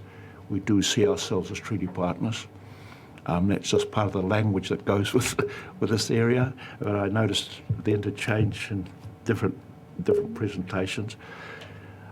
An area that this council can play is in the coordination of local initiatives. You get community groups, our community groups pick up a cause because it has possibly always been there, but there becomes a movement within the community to let's regenerate this taonga of ours that's been neglected or it's been degraded over many years of various council and other kinds of activities. There's a lot of emotion, but not really any clear pathway on where to start on this. The community runs into the law, it runs into regulation, it runs into resource scarcity, and that is enough time on top of your normal daily work and domestic responsibilities to concentrate on these things. And these are roles where the council in its pursuit for biodiversity can play. It just needs to know how to navigate those waters. It's not just charging in and say, we've got a great idea for you guys, you better join us. We've got the resources, we've got the science, we've got the finances, we've got everything. So you should buy into this because it's going to be great for you guys. it's a bit round the other way, that we have a treasured possession which we want to have restored in the context of the whole biodiversity scheme. And in fact, some of our people don't even know what biodiversity means. It's a term that comes out of science. It's not a term that comes out of community. And it plus it means different things to different people.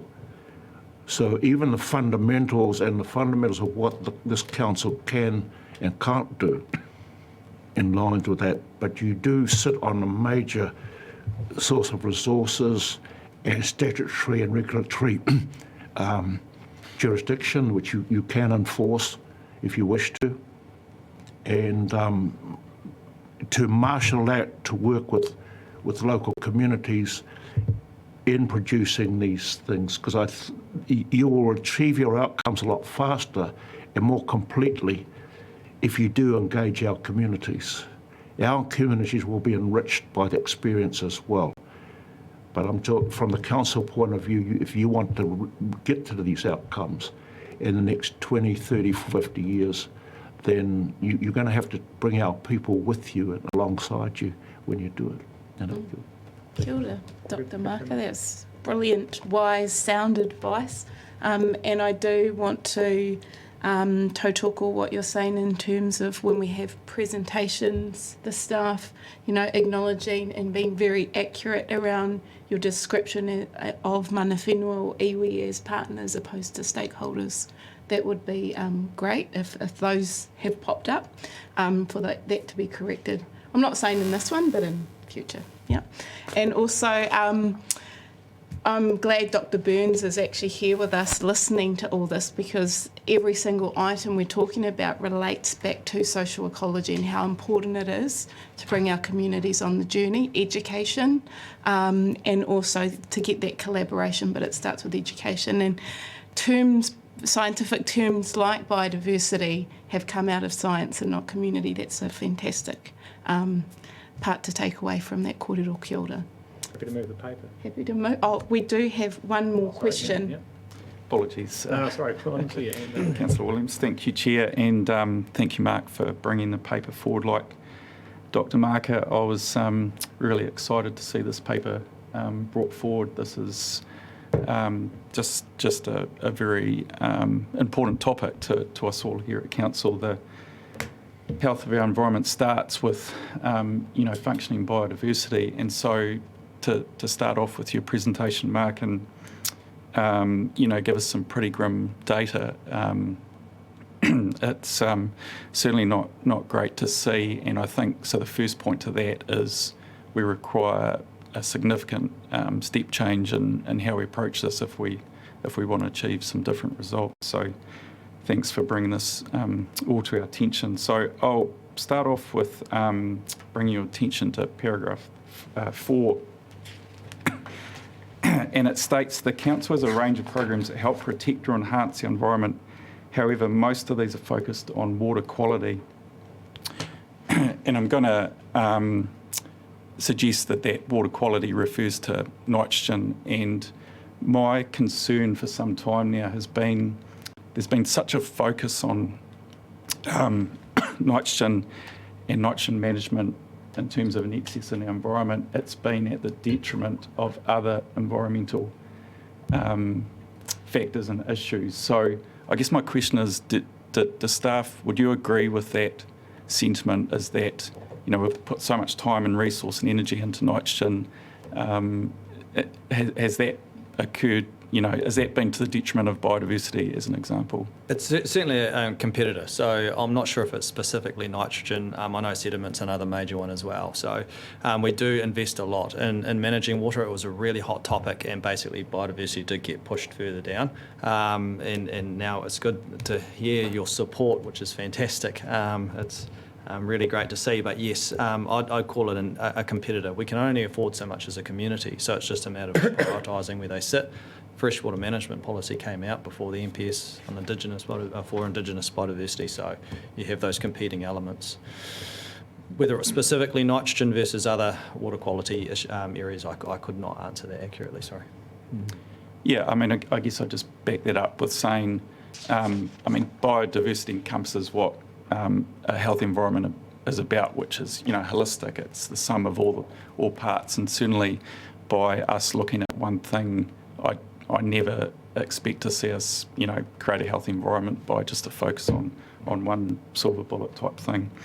In terms of things missing, and while I might not necessarily expect to see it in this paper, but certainly around the conversation is chemical use, and that I guess my question is, why do we miss that in this conversation? Because I believe that can have huge negative impacts on our environment, particularly our biodiversity. So is that something that perhaps can be brought into the conversation going forward, if there's an agreement there?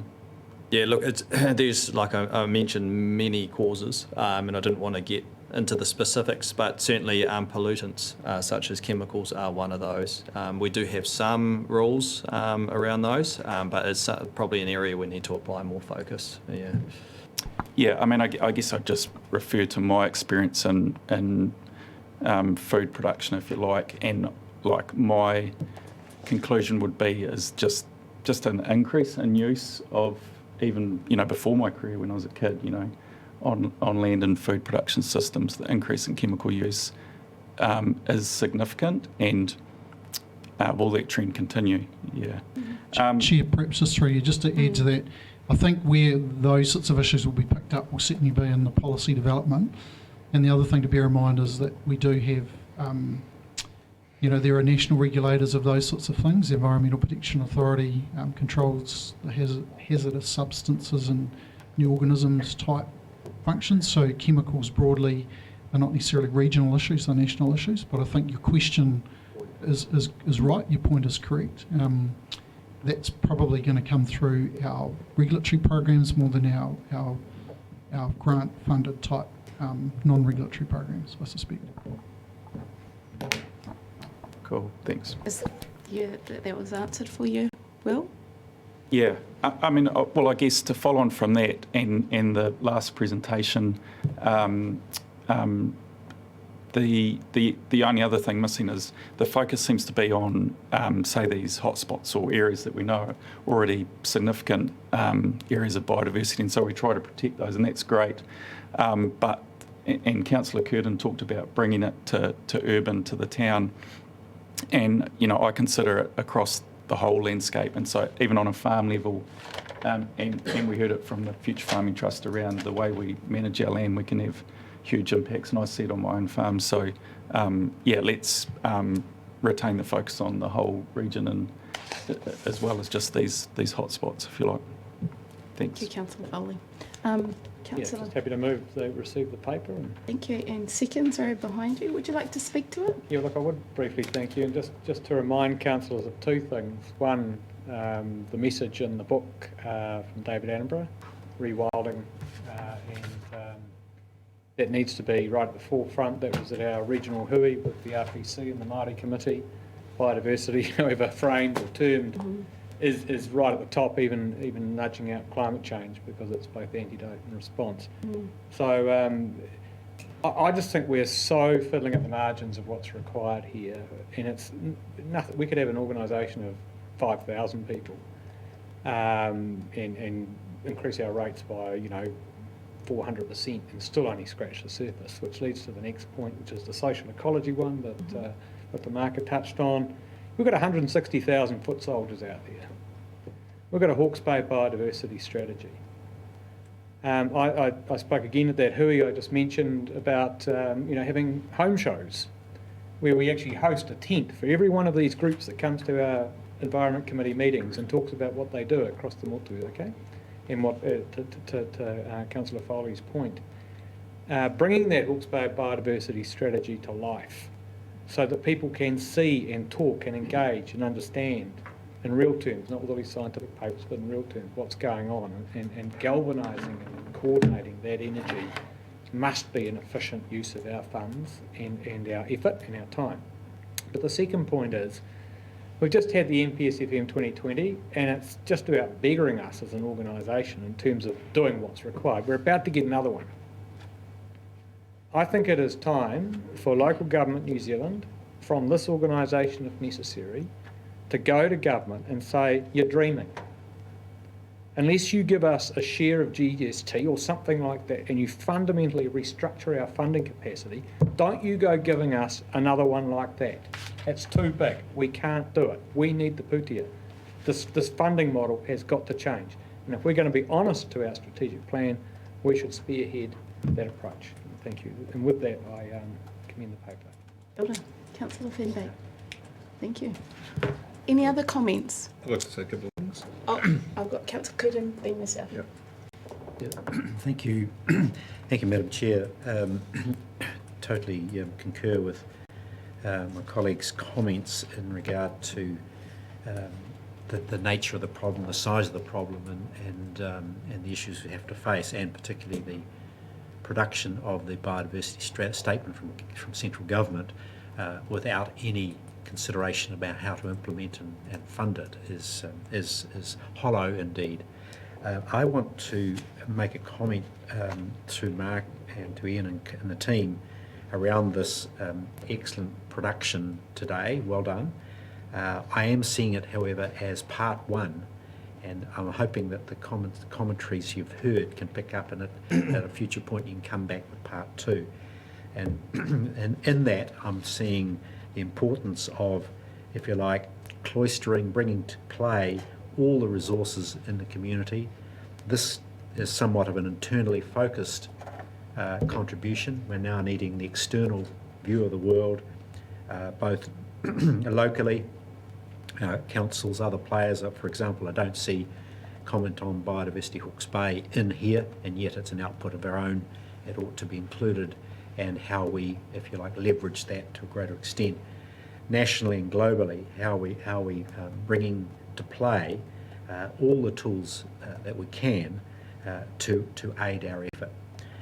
So that collaboration across the board is a topic that needs greater exploration.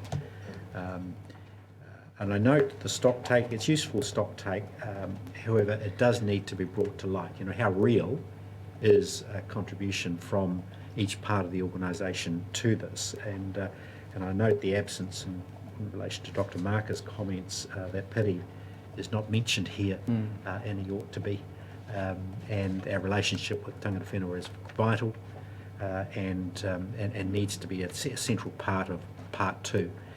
The other comment I'd make, and we've got further commentary today in regard to, if you like, that social ecology. How do we communicate the events, and bringing to play that important work that we've got investing in there needs to be brought into here and explained how we are going to leverage that to sell this message. Again, going back to Councillor Williams' comments, this cannot be done from this council alone. The only way we're ever going to get near it is by working as an entire region on it. So that comment in regard to mana whenua kaitiaki is important. The thing, and I can't help it, I need to introduce and make sure that we increase up the batting order coastal marine biodiversity. So if in the next, in part two, we can see a contribution from our team on that, I would be grateful. But thank you so much for the report. It's a very good first start, I think, Mark. Well done. Thank you. Comment. Yeah, thank you. I want to thank you for the report, and just say I endorse the comments by Martin, but I would start by saying I disagree with Ian, seldom, but on this occasion, I don't think this is a wicked problem, Ian. We know what the solutions are. A wicked problem is where there's no solution. This is a problem of will. That's what it is. We know what we have to do. This is not a problem we can't figure our way through. The fact is we've destroyed 98% of all of the wetlands in Hawke's Bay. We know that. We could fix it if we had the will. We could. I don't think this is a problem of the community. The community's well ahead of this council. The community's waiting for us to catch up. That's my view, and I agree with Martin. They're out there waiting to be asked to come and do something, and we just got to engage. The other thing I feel too about this is we have grossly understated the consequences of the destruction of the biodiversity. The loss of biodiversity is a greater threat to us than climate change, in my view. If we held everything together in terms of climate temperature and we continue to destroy our biodiversity at the rate we're going, humanity is imperiled. We're down to monospecies. It only has to happen to one thing and it's a spectacular collapse. This is the thing that imperils us, so much so that the UK Treasury, that liberal, wet, left-wing organisation, commissioned a report on biosecurity by Des Gupta, an eminent professor from Cambridge. You should read it, it's fabulous. And he makes the point simply that, that in summary, that our relationship, we have to fix our relationship with the natural environment or else human prosperity is imperiled. Absolutely. And so they have now started to try and put a price on and measure the value of biosecurity to us. But you can't. It's there. And I just think next time you give us a presentation, don't hold back on how big the problem is. Let's say it as it is, as you feel it, as you know it to be. Because if we understate this, we're going to have the muted observations of it. We're not going to galvanise the public and the people as to the size of the problem. This is enormous. Everybody knows it. Everybody wants to help. And I was really interested to see in the Herald the other day, a bellbird's found its way to Auckland. First in 100 years, and what happened? All Aucklanders were thrilled. You with me? Slack border. Sorry? Slack border. Yeah, no, I just thought I thought it was wonderful. So, you know, the public know the value of this. They're just waiting for us to stand up and do something. Thank you. Thank you, Alex. So you've heard our support, and there's going to be a part 2 very soon. Very soon. Bye-bye. Okay, with that, all those who agree to receive the report, say aye. Aye. Those against, thank you. Thank you, Mark. It is cup of tea time. I did let things go a bit long there, but it was an important kaupapa to talk about. So we'll have a 10-minute cup of tea break, and then we'll be back at the tea booth. Thank you. Very good.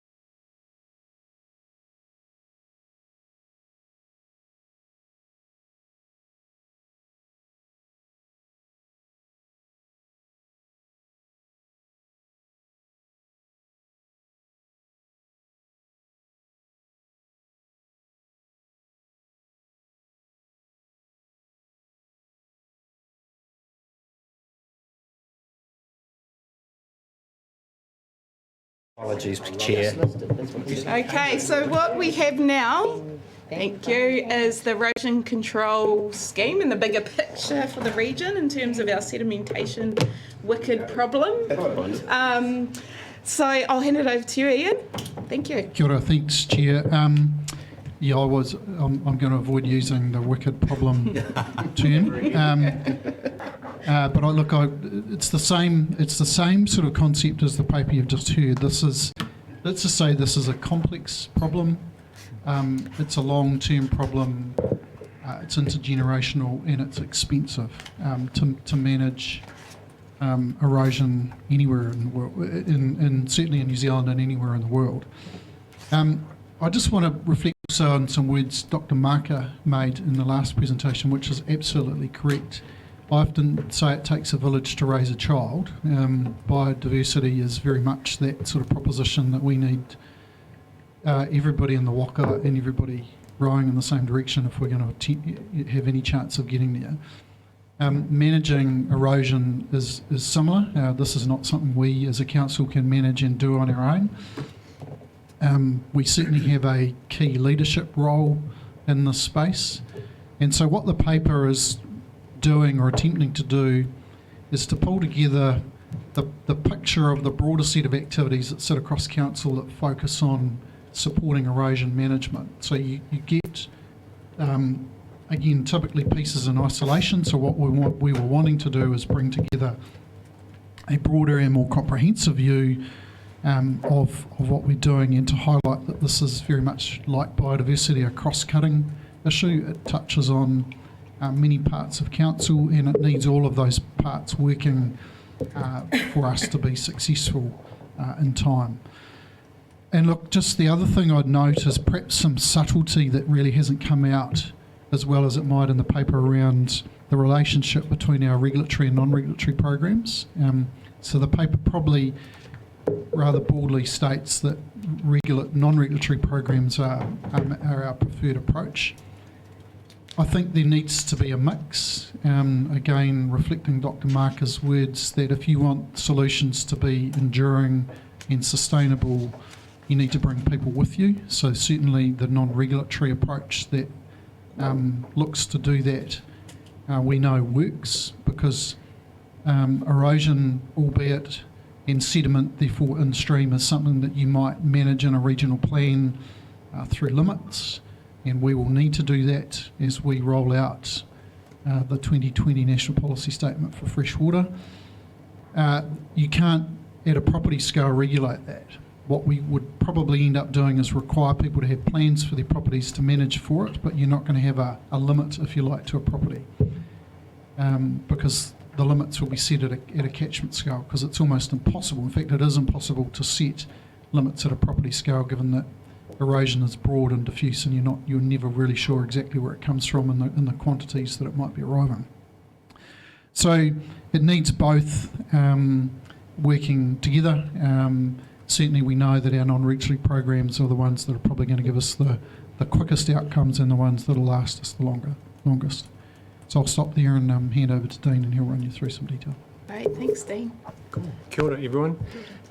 Just to carry on for where Ian has just left off. So in terms of the erosion control, where this organisation is part of trying to mitigate, it's not a one-size-fits-all type of thing. So as an example, the ECS can't solve this on its own, and the organisation can't solve it on its own. So there's a broad range of programs that we have and sections across council which currently all participate in our approach to this.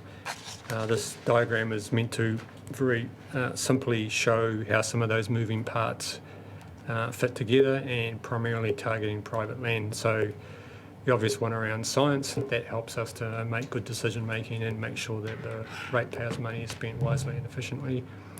We've got, I guess, our catchment delivery team who's in the centre of this, because they're the people on the land talking with landowners and trying to make things happen. And our key relationship builders for all of the organisation. You've got a range of different programs that will sit alongside of that, in terms of how the catchment delivery team can work with landowners and link some of these other programs together. So the obvious one is the Erosion Control scheme, which targets land that's at most risk of erosion. The Right Tree, Right Place is starting to progress now, and the catchment delivery staff are integral in trying to get people who and land that is, I guess, the right fit for that program, and bringing them together. We've got Thomas's Protection Enhancement Program, which he looks after, which is working with key stakeholders, tangata whenua, communities in terms of targeted catchment type work, which you're aware of, and obviously the more regulated FEMPS tuk approach, which has good management practice on farms. Some of the key points out of the paper, which I'll take as being read, basically what we're saying is there's a whole range of programs that fit like a jigsaw to try and make this work. Large scale in terms of Right Tree, Right Place, targeted small scale erosion control scheme that is not fit for purpose for big commercial scale type erosion control. It's informed by science, tells us how big the issue is, not necessarily what the issue is, so I think we can all see that for ourselves, and the locations in terms of where we should potentially be looking first.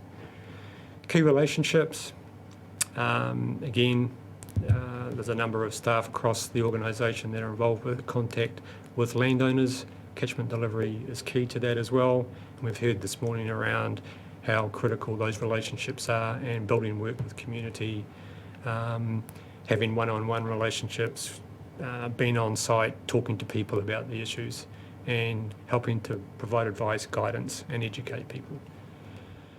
Leverage funding, so a good example of that is the Hill Country Erosion Fund, which also helps with bringing communities together, educating, having field days, support in terms of what the erosion control is trying to, the outcomes it's trying to achieve. The regulatory, non-regulatory approach, so the likes of Right Tree, Right Place, erosion control schemes, protection enhancement projects, and then you've got the regulatory farm planning. Targeted more broad scale, so again, that's the Right Tree, Right Place, which is basically providing targeted support on farm to ensure that those farms can continue to farm, but you've got a commercial grade or scale tree planting program which is going to support those farmers to be more sustainable into the future. Climate and pest threats, so we're going to have drought, we're going to have extreme rainfall events, pests and weeds, which are becoming an increasing issue, especially around things like deer numbers, hares, climate change in terms of average temperatures potentially going up, and the impacts of new weeds and pests coming into the region from other parts of New Zealand. So that's something to be mindful of. We spoke about biodiversity and deer fencing and the need to have that. That's no different in a lot of the work that we're doing in the catchment delivery, particularly around protecting the investment. So that's critical to what we do as well. Private land, so erosion is, primarily in the big areas is around private land, and that's working with landowners on one-on-one, and it's about being invited onto the land. So that comes back to the whole relationship building and getting that invite to go and talk with landowners to try and create change. Erosion control, mostly voluntary, apart from where the FEMPs come into it, and there's actions within those FEMPs around sedimentation and erosion and point source. It's mostly voluntary, so in future that may change, but at the moment it is, and we're working with the willing. Support for communities in key catchments, so that's Thomas's Protection Enhancement Project. It's also the policy implementation team around Brendan's team with catchment groups and how we're working with them to create the momentum within those communities and work with the willing. And obviously to tie all that together, we've got our ISCO monitoring program, which has been recently implemented, also strongly supported through the Hill Country Erosion funding to provide the monitoring equipment and the location and a staff member to actually be the person out there monitoring that gear. So that is to obviously help us inform what we do, monitor and track progress over time. And just a couple of parting shots, if you like. So basically we've got non-regulatory approach to this. It's not a one-shot to manage this problem. We have to work collectively across council to focus on this. It's a big problem, and there's a lot of work by a lot of people, and a lot like biodiversity, we can't do it all ourselves. We have to bring in others to do that as well. I guess the other thing that I would say is that erosion focused programs need to be adaptable because there's a lot of change. Climate's changing. We have to be particular about what tree species we plant out there that are going to survive if it becomes drier. We need to be aware of the pest situation and whether we're putting money in places that things won't survive because of the pests. That's not good use of money. Capacity and capability around who's out there to do the work to the quality and the standards that we need it to be done, and the numbers to get the work done in the timeframes that we need it, and also the regulatory changes that can come and go around what the expectation and what we're obliged to do. And farm planning is a good example of that, where we need to understand, given the non-regulatory approach that we have, how that fits into the future for farm planning and the things that farm plans encompass in terms of how do we interact and connect to that, because actually if we fund non-reg actions, then how does that play out in farm planning? So happy to take questions. Thank you. Thank you, Dean. And members, if we could keep our questions quite succinct and focused, and leave any commentary to when we move the item. Thank you. Councillor Williams. Thank you, Chair. Just very briefly, I was just intrigued, thank you, Dean, about the paragraph 31, the FEMP's strategic and planned approach to addressing erosion on the farms, and it goes back to the hot spots on the farms, or there's a term for it, the priority areas and what have you. But there's a sentence that I got a little bit troubled by, I didn't understand. Unfortunately, because the actions within the FEMPs are held by the landowner and not the council, this information is not available unless each individual landowner provides it. Now, the actions are documented in the plans, presumably. So what's not available is what is not available, whether it's done. Is that the bit that's missing, or? So the council doesn't hold copies of the plan. Those are, and it's done that way on purpose because of, I guess, the individual's information for their property. And I think you would find that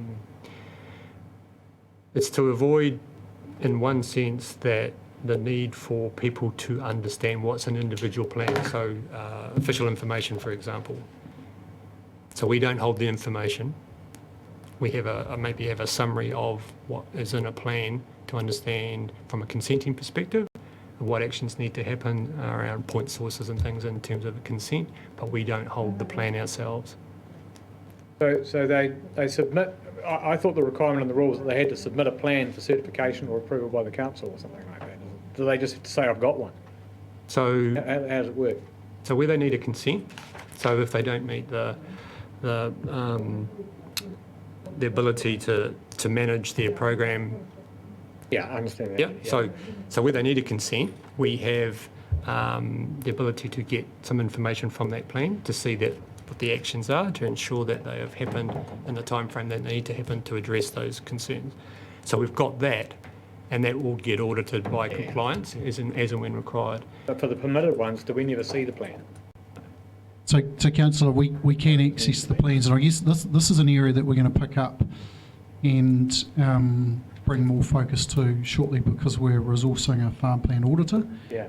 The idea being that you're absolutely right. What we need to understand is what exists in the plan, what has the planner required the farm to do, and are those actions being taken on farm? That's going to be the purpose of the auditing process.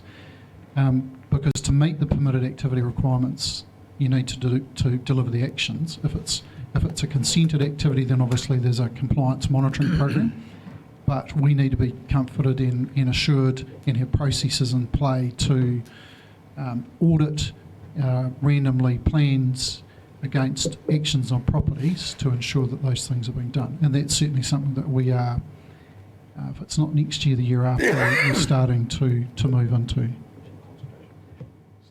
Yes, true. And there's farm plan requirements coming nationally, and there's regulations that's going to really shift the dial in terms of what our obligations and requirements will be in there, and they're being consulted on at the moment through a regulatory process. So that whole environment's going to change quite dramatically for us. Thank you. Thank you. So I guess just to follow up, the unfortunate part of the whole thing is around the planning for future works and knowing what our resources to actually work with those landowners would have been in terms of plants, fences, all those sort of things. Interesting. Thank you. Thank you, Councillor Curtin. No? Did you have a question? No. Sorry, I thought you raised your eyebrows off. Good Okay, grief. there we Thank go. Dr. Marker and then Councillor Foss. Thank you. Thank you, Madam Chair. The gravel extraction that's mentioned in paragraph 17 there, in our communities, there's a this is a hot topic, and there's a lot of misconceptions about gravel extraction. One is that the councils profiteer by taking gravel and selling it, and that tangata whenua groups are missing out. Two, that it's changing the course of rivers without consultation. And I might add, it's not just tangata whenua groups. The fly fishing fraternity also have moans and groans about gravel extraction. So I think the regional council need to do some public education about what you're trying to, or what's achieved by gravel extraction and what the issues really are. Dr. Marker, is that for this item, the erosion control? I was just saying, sorry? For erosion control? Yes. Yeah. So in paragraph 17 there, it talks about okay. gravel extraction. Can I direct that to the right stuff? So, Chair, I think gravel extraction isn't mentioned in this paper. It certainly is in the next one. paper. Next one. In Is section that 17. Catchments? We'll have the right officer come to answer that, but we'll hold that one. We hear Councillor Foss. Oh, thank you. Thanks very much. Your attachment there, the science-based work that you're doing, that's all cool. One thing if you just help me, as you note in the background, para 9 in the paper, it says Hawke's Bay is prone to hill country erosion due to its soft rock geology and large-scale land use change over many decades, etc., etc. And then the study shows how much sediment is estimated to be lost every year, or soil and sediment. Hawke's Bay was formed by a lot of erosion as well. You know, we have great gullies, we have, you name it, kidnappers out to Maraitoto, to whatever. So what does the science say of, for example, the 252,000, hectares of land that we lose or sediment from? How much of it is kind of human induced? Because I'm trying to sort that out. I acknowledge there's an issue, and I acknowledge sediment destroys much of our urban waterways, but it's not necessarily, I'll just leave it there. That's more runoff than anything. Direct that to Ian. Ian? So where do we start and stop as to the bit that we can try and address? Look, it's a really good question, Councillor, and so just the context that SEDNet is a model, it's what we call an annual average model. So on average over a long period of time, annually, that area is yielding that sort of volume of sediment. 5 million tonnes. Yeah. So what the model does is it looks at soil type, slope aspect, all of those sorts of things, including vegetative cover, and says based on all of those activities or the kind of biophysical settings, what are you likely to see coming off the land? What we can also do with the model, and I don't have the figures on the top of my head, is say to it, well, what happens if you put vegetative cover back onto those areas? How much do you reduce the sediment coming from it? And what we know is that the vegetative cover, which would have been there pre-human, significantly reduces the sediment being yield. I think your point is absolutely right that erosion is a natural process and erosive forces are occurring globally in our natural environments all of the time, unmodified environments including. But what humans have done is added an anthropocentric load to it by increasing or accelerating the rate of erosion, typically by removing vegetation and exposing those soils underneath the vegetation to weather events, weathering. So it does occur naturally. We've just sped it up substantively, and certainly to a point where most of our marine and freshwater environments can't cope with what's ending up in it. Sure, and thank you for that, and I appreciate that, but again, I guess just as we wander through, and maybe this other paper later will help us in that space, that just the narrative, we're not fighting nature, we're fighting a negative impact that we have on the environment, but there's a natural phenomenon here as well, and your point about we've sped it up, I think is crucial in that narrative. Correct, yes, and it's certainly something that we're held to task on regularly by leadership in the rural community to make sure that we get the narrative right. And James is just highlighting that in figure 2 you'll see in the typically the conservation estate towards the sort of western part of our region, you'll see the sediment yield of those areas is very limited relative to the exposed pastoral parts of the region. So again, it just highlights that where you take trees off the land, you expose it to risk. If it's a vulnerable soil type, which typically certainly the northern part of our region it's that soft marine sedimentary material. Once you've exposed that to weather, it just falls to pieces. Quicker. Much quicker than would occur naturally, correct. Thank you. Councillor Barker. Just put my screen unblock. I refer to 12.4, and I see that we've got pests, weeds, destroying new plants, etc., deer and goats. Given the goats are identified as a known problem, when are we going to make goats a pest and deal to them? Is this the right item? Well, it's on there, but it's part of erosion control. Quick question, quick answer. Sorry. Quick answer is that, look, I can't remember how goats fit in our regional pest management plan, but they do. Mark's not here to ask that of. I think we can make them a site-specific pest and deal with them using tools and techniques. Yes, look, it's part of the big picture for us is how do we deal with browsers in these areas that we're putting trees into, and certainly areas where we're investing in. That's a very considered part of any investment. How we protect that investment through targeted pest control at the site. We're not doing it regionally though, until I can get my Hughes 500 and a helipad on the roof. Any more questions, No, Councillor? I just think the problem. We're not. Any other questions from the wall? Charles or Uppy? None, thanks, Madam Chair. Oh, thank you. Councillor Taylor. Thank you. You mentioned that relationship building is really important, especially around getting onto private land. Is this a big issue, and how are you overcoming it if it is? Well, it's key for non-reg programs, there's no doubt about that. And I guess in terms of, there's, I guess, a bit of this groundswell in terms of those people that are understanding the issues better, whether it's around communication or even events that highlight the fact that actually we're losing all the sediment. You know, it's our productive land, it's going into the waterways. That's also critical around staff managing those relationships. Earning their respect and having the knowledge and skill base to be actually able to interact. So, you know, it's a very quick, short conversation if that doesn't happen.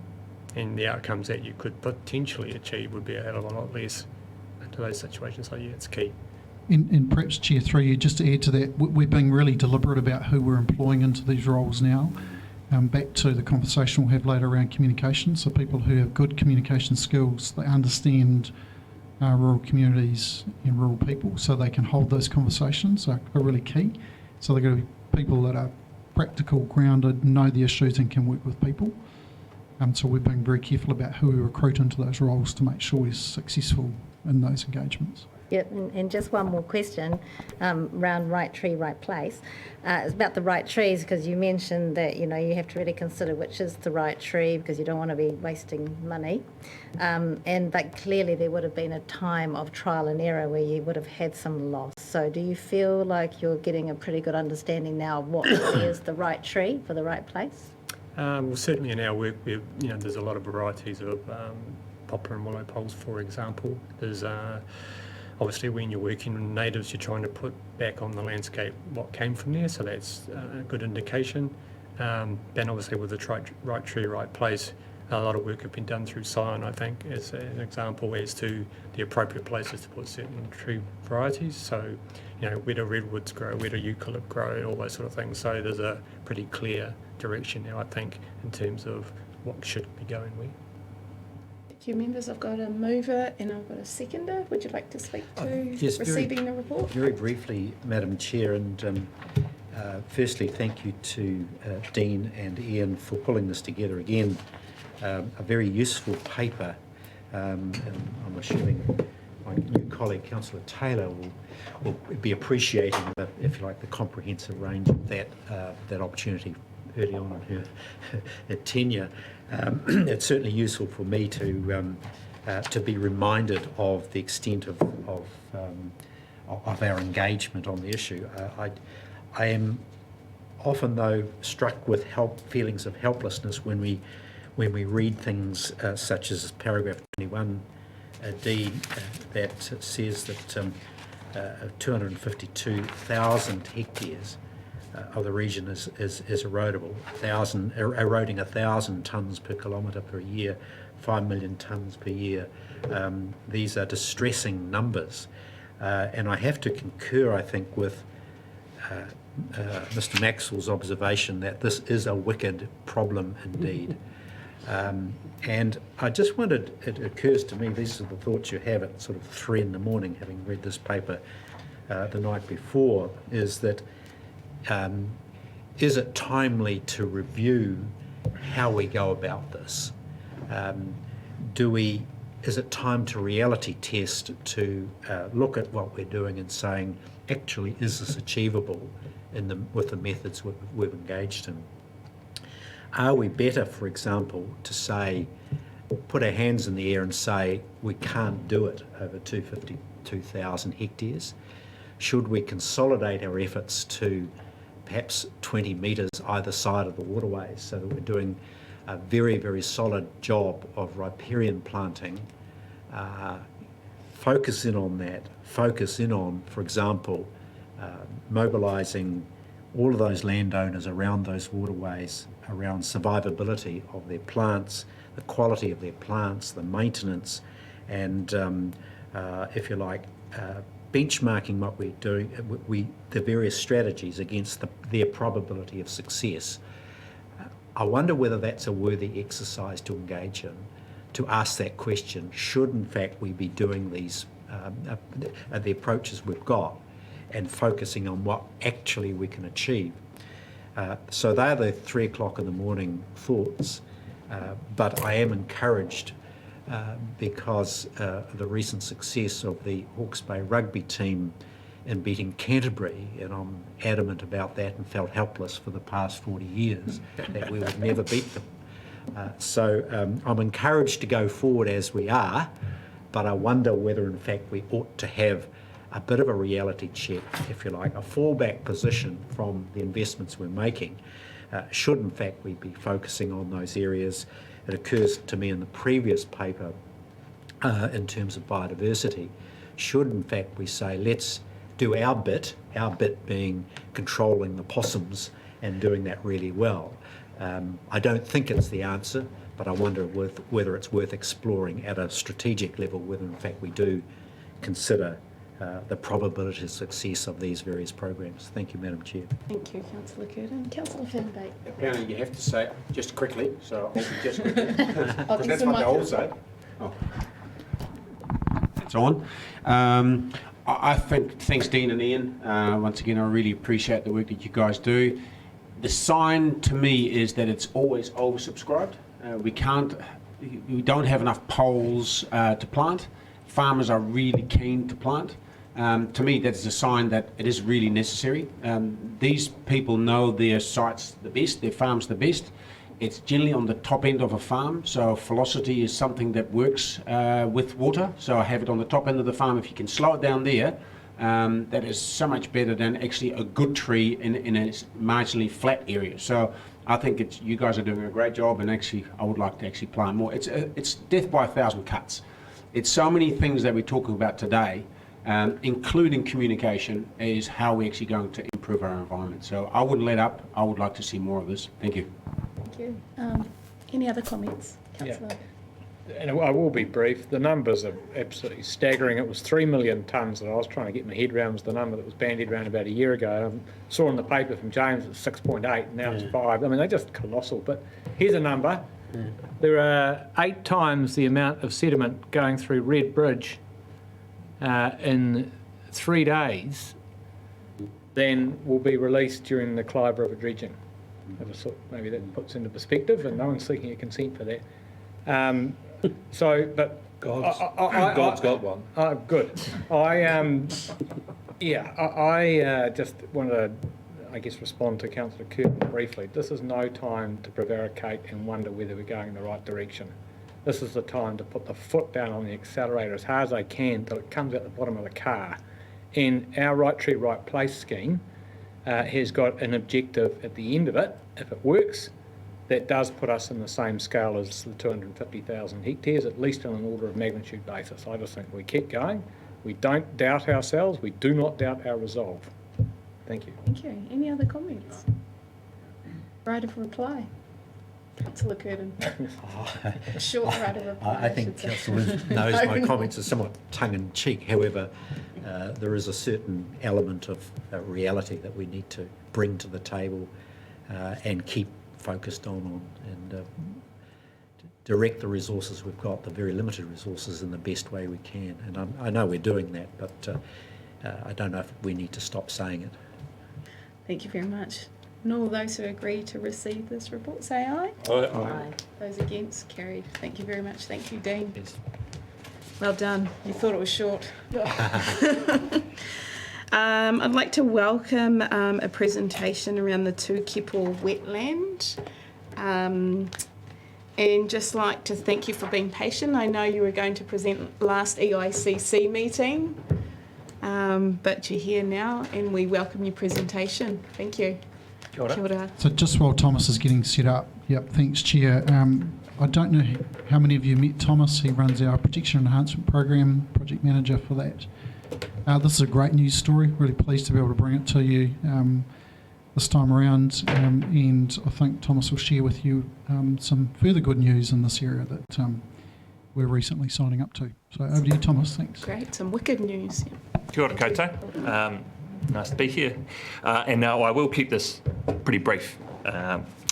But yeah, as Ian has alluded to, this is really to provide an update back to Council on the completion of constructing the Tūkipo wetland, which was allocated $100,000 of recovery funding late last year from Council, which lined up with $250,000 that was contributed from Fonterra. So we'll just move into this.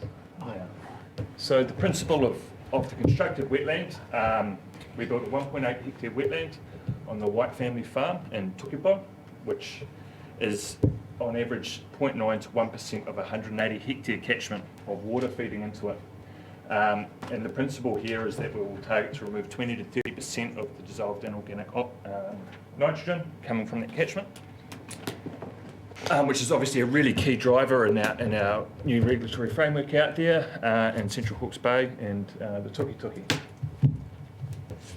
To give you an indication of the design profile of the wetland, the whole project was a collaboration between the Regional Council, working with the White family, the Tūkipo Catchment Care Group who are established out there, Fonterra who provided the funding, and Niwa who we worked with to work on this design model.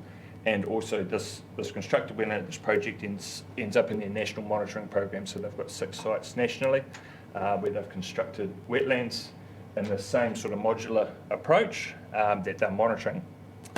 to look at their efficiencies of removing din. So in principle, we're diverting the water into a sediment pond and moving it through a series of bays to hold the water and get the longest residence time we possibly can, moving it through really densely planted native vegetation, and then it'll exit out through a weir where we're monitoring inflow and outflow, and back into the initial drain into the river.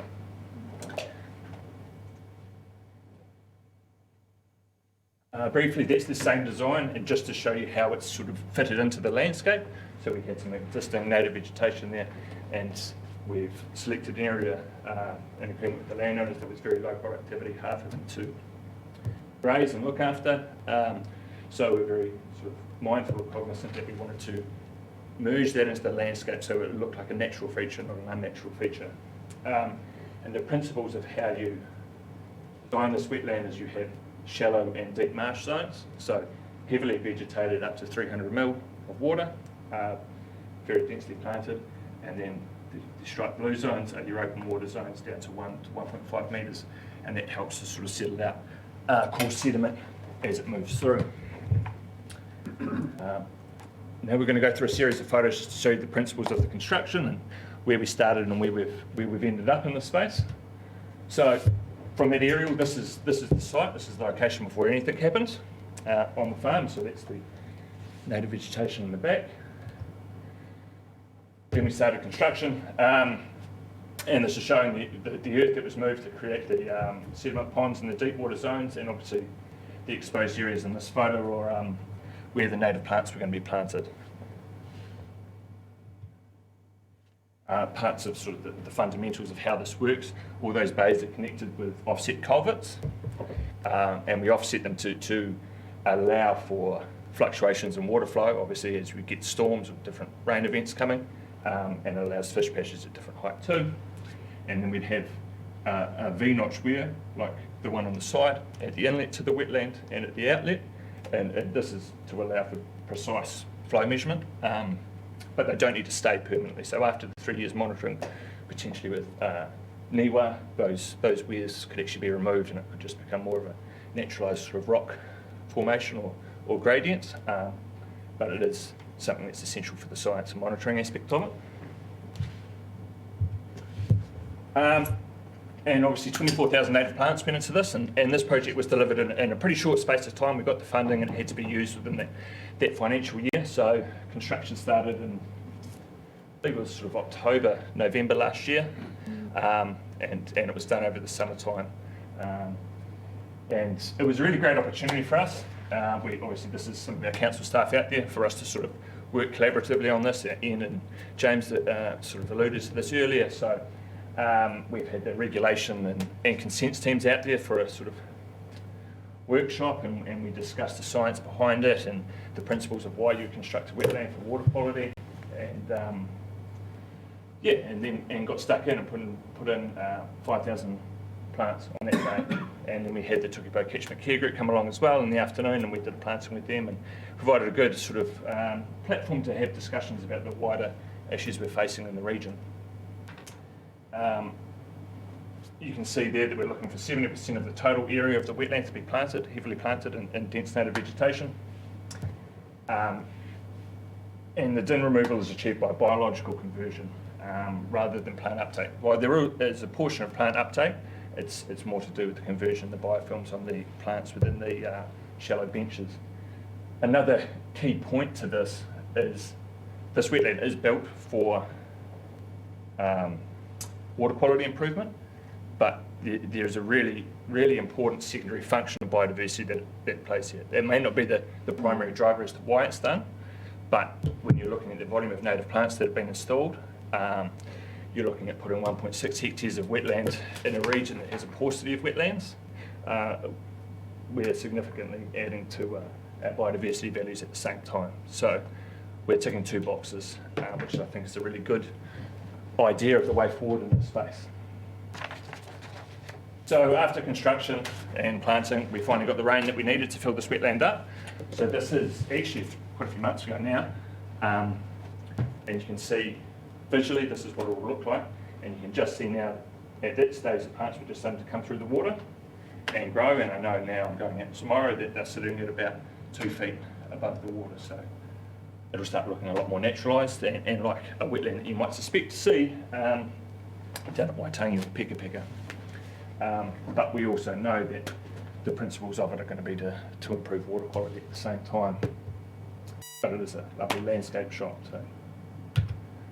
And the next steps from here, monitoring is going to begin late summer, this, well, 2022 I suppose. We're just in discussions with NERA at the moment about putting in all their monitoring equipment. That's going to run for 3 years and sort of keeps Regional Council in the Hawke's Bay region in that space on a national program, which I think is really important. Other things that we took out of this, and I think it speaks to some of the other discussions this morning, is that this was a collaborative approach. It involved multiple partners and the community.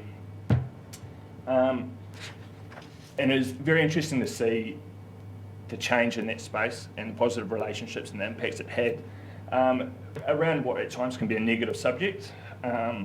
Us coming to the table with different organisations to discuss with landowners a solution or investigate solutions in the space created a really positive atmosphere with our landowners that we were talking to, and that's continued.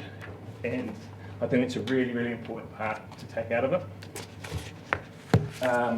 Fonterra are now continuing their interest in wanting to work with us to be very successful, and we've now just signed actually another funding agreement for this year to fund, they'll provide another $80,000 which we'll use to do a scoping exercise across the whole sort of Tukituki, Ruataniwha Plains area, identify the best locations for constructed wetlands on a catchment scale. So we're not wanting to do these at a smaller scale. Having them of a size and scale like that by catchment means the benefits of this from a water quality perspective goes beyond property boundary, and that's quite a key thing to remember here. And we'll look at that being a split between private land and public land, and begin some conversations with landowners and also internally with council, potentially asset management, and what design could look like in that space, and investigate funding opportunities to hopefully deliver some more over the coming years. And just to finish off for you, I think this speaks to the idea of working with the community. This is 3 generations of the White family planting plants in this wetland, which to me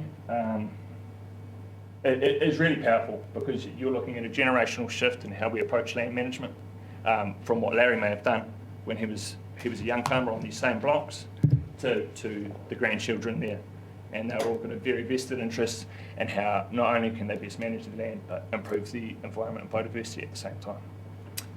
And that was all on me. Oh, fantastic. Thank you so much, Thomas. That was a great presentation and successful project that looks like it's going to continue on. Just a couple of questions from me. What species were planted for the wetland? Yep, it was Schunoplectus. Tabernea montana was one, Bulbochinus, I can't remember the species of Bulbochinus, and then there was Baumia articulata, with the key sort of dominant sedge species. And then around the outside you had Carrick sector and a whole range of other natives. There was flaxes, cabbage trees. It's pretty broad re-veg project. So we try to make sure we've got diversity in that space as well. Thank you. And the other question is around how many groups or collectives sort of were involved, including the family, do you think, in this project? Well, there's the key organisations, which I think was the 4 or 5 that I mentioned, but then we had school children come along and various other things, and we're just looking to wrap up some final parts to it now and hopefully hold another day out there, potentially with one of the school groups, and which would advertise out as well. So it's had, with the catchment care group being involved, that essentially pulls in as much as possible the wider landowners there to be of interest. So this was run on One News as a positive story, which was great, and in talking to the landowner, Larry, his feedback was very positive in that he'd been approached by dozens and dozens of people within Central Hawke's Bay wanting to understand about this project, come and visit the site. He was cold called by farmers in the South Island because they'd seen it on the news. So we're starting to understand, we might not have every solution, but we're trying, and it creates a positive change and a positive discussion about it. Great. Thank you, Thomas. Fantastic. Any questions? Thank you. Councillor Possum. Thanks very much. Love your work. How big is the catchment? The whole catchment, or just well, for the this one wetland? that this is trying to address? Because the paper talks about a catchment and a sub-catchment. Oh, yeah, we're breaking down the catchment for the wetland based on size. So that was 180 hectares, so a 1.6 hectare wetland for a 180 hectare catchment feeding it. That's where the 1% comes from? Yeah. So it's great stuff. So sorry, 180 hectares? Yeah. Roughly. And then, so 1.6 hectares for 180 hectares catchment, and that's all cool. And then you say their din was miles over. 2.32 was the sub-catchment was sitting at, so I guess that's an average, some sampling there. And obviously we all know, regardless of over zero or whatever, 0.8 is the target. So obviously massively over what was the expectation. And then it's this great comment you've got here.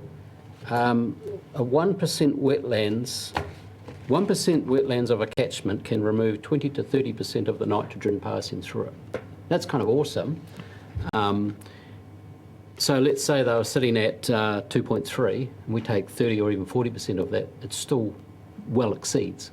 So what other mitigations, or does it need to be bigger, or is it the geography or something? Oh, I think it's less that the wetland needs to be bigger and more that this is just one part of like a wider package of how we're going to look at land management and nitrogen reduction. I don't think there's one approach that'll fix any of this. Yeah. But when you're talking to landowners like this, and maybe we deliver this project, you can get a clear sense that they're looking at a whole lot of aspects of how they're managing their property to how they can have a material impact on reducing nitrogen, not just by looking to build something that fixes it for them.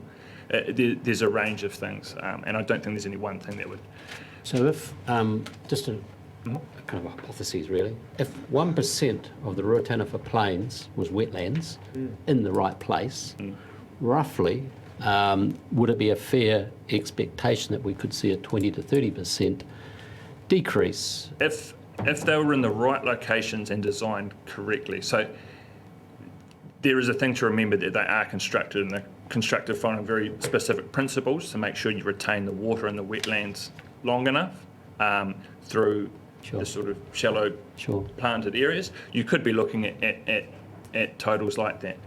So that's a reasonable framework. You do want to look at the idea of we don't want to go and put a huge load of constructed wetlands right at the bottom of the catchment as an ambulance at the bottom of the hill. We want to look at how you would network that within a catchment from the upper to the lower, and target specific areas. But there is the ability to look at those sort of numbers, and obviously the report and the modelling that will come out of this from NIWA will give us some really sort of sound data from the Hawke's Bay region on their ability to do that, which I think's really important. And we might also be looking at investigating sort of SWOT modelling in this space. Sure, and actually, again, that any area, not just Ruataniwha, for example, like Maraitotra or Waimarama. Thank you. Councillor Barker. I was really impressed with this. It seems to me that the cost is relatively low for this. Given that we have a problem with nitrogen, we have a problem with loss of wetlands, and we are concerned about biodiversity, why aren't we doing more of these? And is it your intention to come back to us with a proposal of how much you'd like and how many you'd like to do, or am I out of the game? He's laughing table at the back. Here we go. Good question, Councillor. So there's two parts to that. One is the extra work Thomas alluded to. Well, where might that be and what does it look like? And then the next obvious question is, well, how much does it cost and who pays? But absolutely, and I think to Thomas's point, this is one of a series of tools that will need to be applied to the catchment to address the nitrogen challenge there. We don't know yet what's feasible and how much it will cost, but certainly in time we'll be able to come back to you with that. We're really keen and enthusiastic about this option. And if we can get landowners on board like Thomas has successfully been able to do here, it's probably achievable to have a lot more of them across this catchment and others in the future. Oh, it seems like a no-brainer. Just do it. I don't think you need a lot of science. It's obviously an answer to a multitude of problems, and anything is a step forward. This is just fantastic. Just do it. Well, one other thing I'd just add to that, though, being mindful of doing something like this, we want it done in a way, well, obviously it might be sitting to one side at the moment, that it could be monitored and measured. Ideally, in the future, if there is an avenue for some sort of looking at some sort of nitrogen crediting or our consenting purposes out there, that's another thing we want to make sure we try and factor into how this is done, to try and give the best options and resources to our landowners at the same time, because the more buy-in we have, the better it would be. Thomas, Councillor Van Beek. Very good work, Thomas, and I really appreciate it. Actually, I'm still looking at why is there no bus outside? Why is there no bus outside so we actually have been to this place? Once again, it's the communication, it's the story that we need to tell, you know, and I've asked for it several times. And there's another soapbox that I'm going to jump on now, at my soapbox, and I'll be quick, I'll be brief. Is it possible for farmers to bring in, for instance, experts like yourself who've got sites on their farms that they actually can do this to? But I know, and I've spoken to them, and they've told me they can't do it. A, because they live too far from this building. The consent process is to owners, and so they've said, it's too hard, it's too difficult, we can't do it. So I've talked about it with this council as a fast gate consenting process for environmental plus outcomes. And if we had staff that actually could advise, like specialists, on how to go about it, even fill in the paperwork there and put it through the council here, we actually could like Councillor Barker is saying, we actually could really ramp this up without actually a lot less paperwork, a lot less time involved, but also a lot less cost involved as well. So hopefully you'll take that into consideration as well, that maybe that's a model, because every farm, at the end of the farm, water actually flows onto the next property or into a stream.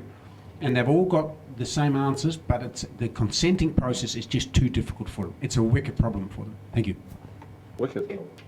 It's a And little problem. pick up on your comment. I would like to request from you, Thomas, if there's a time that we can organise a field trip to the wetland. So we'll coordinate that for those who want to. And I forgot about that. Can you please tomorrow send us all a photo of what it looks like now? That'd be really great. Easily done. Fantastic. We'll Thank probably you, have the Thomas. drone out there. Can I have a mover and a seconder? can I? Oh, sorry. Would you like to move and then you can comment, or was it a question? It was a question. Okay, sorry, question away. Happy to move though. The 180 hectares of the catchment, is that the White Farm? No, that's outside of the White Farm. Okay, so because I guess I was going to say, you talked about this is just one of a suite of things that farmers can do to reduce the nitrogen leaving their farms. And so I was going to ask, you know, as part of this project, you know, are you increasing the scope to look at, you know, what the surrounding farms or the 180 hectares specifically are doing as well to add to the beneficial effect? So yeah, I think it adds into a wider conversation. And where we're seeing the establishment of catchment groups particularly is giving us a platform to engage in conversations, not just with an individual property owner, but a collective group. So it provides a better platform for that. And with something like this, I think a key thing, like the sizing and what we had for this was limited to begin with about where we could do it and money, essentially. So we had some restrictions there that we had to work within our timing and getting it done within a set time. So a lot changes once it has been implemented and there's something visual for people to see and understand, and it's not just an idea on paper. One thing that will be quite key out of the next piece of work is fleshing out those conversations more in catchment groups to understand that the building of the wetland, albeit that's great, the benefits are not just where the wetland is, but that could be, if you did it on a larger scale, and maybe that was, you know, for instance, it was 5 hectare and the catchment it was treating was vastly wider, that the benefits of the water quality treatment are for multiple properties. So it's not just about the wetland itself being on one person's property. The location of it is best suited to where it needs to be, but the benefits can be for everyone. Thank you. Would you like to move that we Yep, receive the presentation Happy to and move. update? And Second second, would you like to briefly comment? Oh, just, yeah, brilliant project. Great to see the progress, and like they said, update us tomorrow and yeah, and then bring on the next one. Thank you. Yeah, just a brief comment. Look, thank you, Thomas, and a reflection on this, and in fact all the presentations to this point, the place of regulation under Kotahi. You know, we have seen Future Farming Trust telling us if everyone did regen farming, you wouldn't need regulation, all right? You wonder at 250,000, 30% reduction for 1% of the catchment, you know, what is all of those FEMPs achieving in terms of nitrate reduction or DIN reduction in these catchments? You know, that we couldn't achieve just through the simple rollout of regulation. Right tree, right place. We're going to get sediment reductions from private public partnership with the likes of the nature conservation that's going to drive a much bigger positive impact on sediment than we could do through a rule. So it's just really, I think, all a theme emerging in my head that when we look to Kotahi, the other methods section of that plan needs to be as powerful and as well resourced as the rules themselves. Thank you, Councillor. Any other comments? For those who agree, say aye. Aye. Those against, carried. Thank you, Thomas. Thank you. Fantastic. Can I please invite for item 10, the update on our IRG flood control resilience funded projects? Yeah, so just to introduce, it's David Kerricker will do the presentation today. So Dave heads up our project delivery team, and this is part of a regular update on our IRG projects that have been funded from the Crown as part of COVID recovery with a component of funding from the Regional Council. It's a little bit of a different presentation today, but I'll leave that for Dave to show you a bit of a surprise and a bit of work that we're very proud of, and we'll also be able to pick up the questions around gravel after the presentation as well. Thank you. Thanks, David. Take us away. Thank you, Chair. So, good afternoon, and I'll take the paper as read, and I just want to touch on a couple of things throughout these different projects. We're kind of gaining quite a bit of momentum, not around the design and the physical works part of things, but we've got other measures in our contract with IRG that are more specific around social procurement outcomes. We, for example, you know, on our Taradale Stockbank upgrade project for Hertonga Plains Flood Control Scheme, we're introducing a chartership agreement between contractors, consultants, and in order for us to upskill each other as part of this project.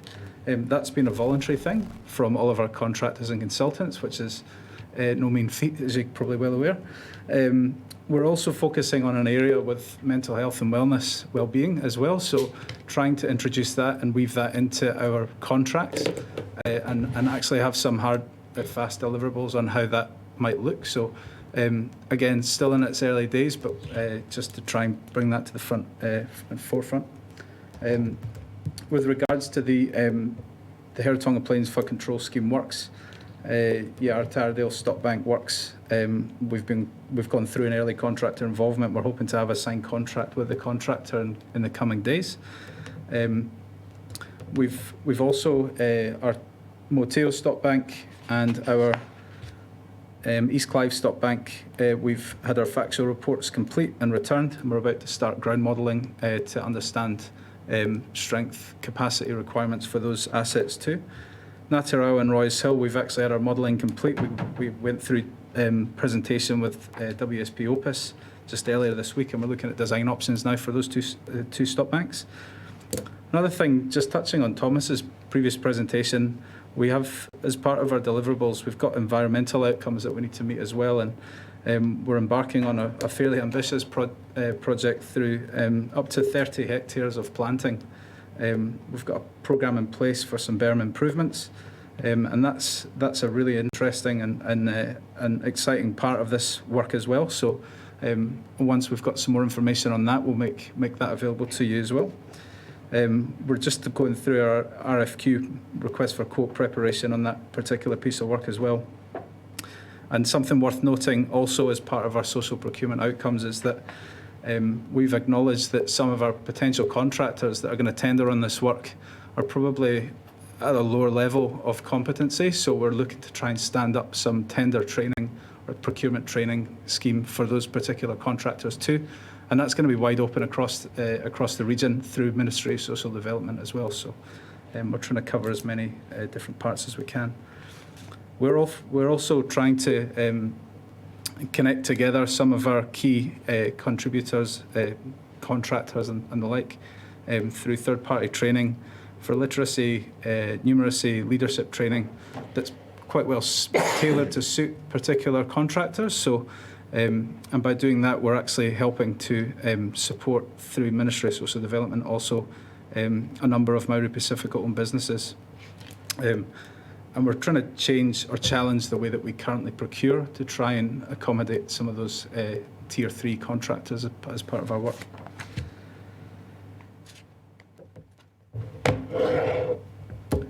With regards to our Opportugi scheme, gravel extraction flood control project, we recently received registrations of interest from 24 respondents. We're looking to have a request for tender for the first tranche of works out early next week. We have been liaising quite closely with the Aggregate and Quarry Association on behalf of their members to understand any concerns or issues around the contractual obligations or contractual agreements.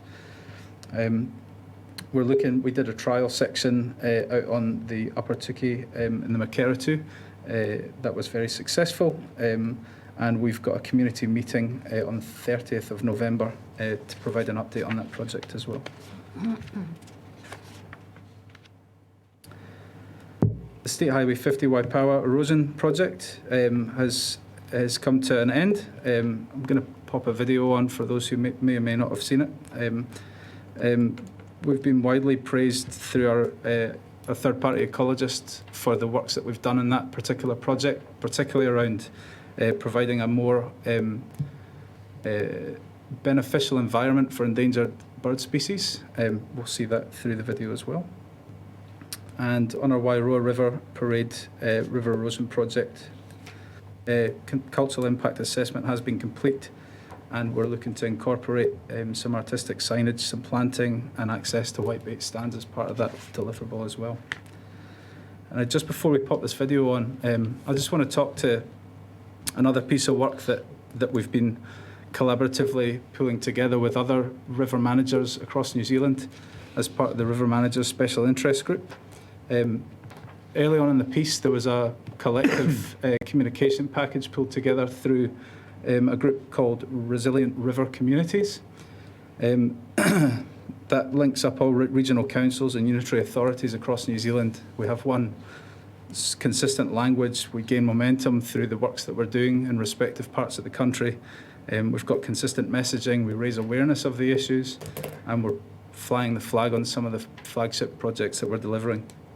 The key messages through this is resilience and protection, collaboration, and the end benefits. So I'll pop the video on and then we'll take some questions if that's okay.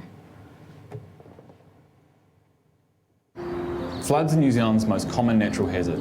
In July 2020, over $200 million was invested to prepare regions for a changing climate. So State Highway 50 is a critical route for the foothills in Hawke's Bay and getting agriculture and produce to market. Obviously, we've been monitoring this over the last 3 to 5 years, and we've noticed the river is moving closer to the road and presenting a really high resilience risk for this part of the State Highway 50 network. So this project is about building community resilience by protecting a key infrastructure route for Central Hawke's Bay. We've been in discussions with NZTA for some time over the progressive erosion risks at State Highway 50, and that we needed to do something to prevent this approach on the north of the bridge from being further eroded. This project on the Waipawa River is a game changer and shows how we can work together to make our community more resilient in the face of a changing climate. We acknowledge that every river is unique, and in the recent years there's been quite significant erosion happened on both sides of the river. Our main focus was to provide protection for the main asset, which is the bridge, and prevent further erosion for both banks. As part of the flood scheme, to provide a healthy active edge, which includes trees that provide protection from erosion, and also to provide an appropriate flood defence in the area. To achieve the environmental outcomes, we looked at how the project was going to be done, looked at the effects the project would have on the local environment, and looked at ways that we could manage those effects, and also look at how we could leave the site in a better state than it was before. One way we managed these effects was looking at how the project was going to reshape the riverbed to train the river into the river centre, but also how it could provide better habitat for local birds. It was also about removing the weeds from the riverbed and providing a safer environment. Effectively, the project has taken 3 months to get to this point. The process of bringing in our concrete Acmon blocks, which we manufacture at our site there in Taradale, so they were transported down here to effectively form the edge protection on the left-hand bank. There's approximately 47,000 cubic metres of fill being put in to both the left and right bank to retain the scoured areas. As part of the whole project was to form a river diversion which required 32,000 cubic metres of cut. Earthworks was a significant part of the project. Once the Acmon groins were constructed and put in place, there was then the requirement to install what we call rope and rail groins, which involve cutting over 3,000 metres of railway line and 10,000 metres of wire rope. This is on both sides of the bank, so they're driven using our digger and vibrating head and connected in such a manner that they will train the river back into its channel should it try and push out into the edges again. So that combined with over 6,000 willow and poplar poles, we've driven the poles into the filled material during the winter months, so hopefully with the right conditions they'll strike and form a good edge protection over the next 6 months to a year.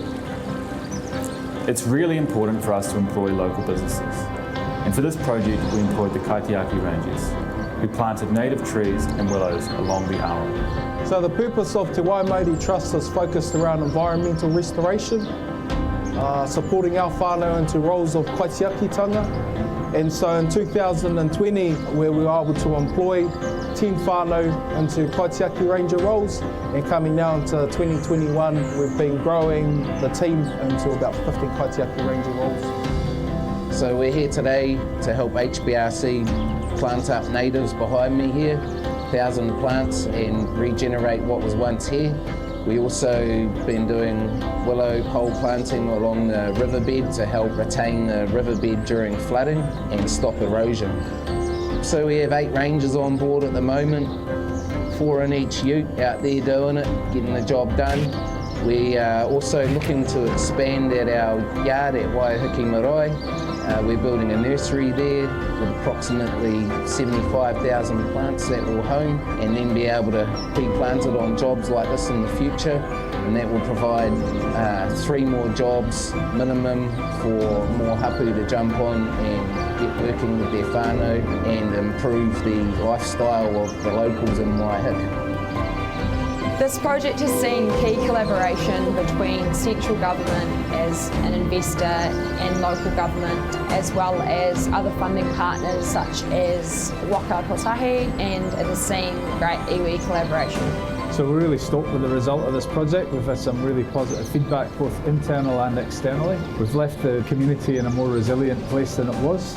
We've managed to support local business and we've improved the environment as a result.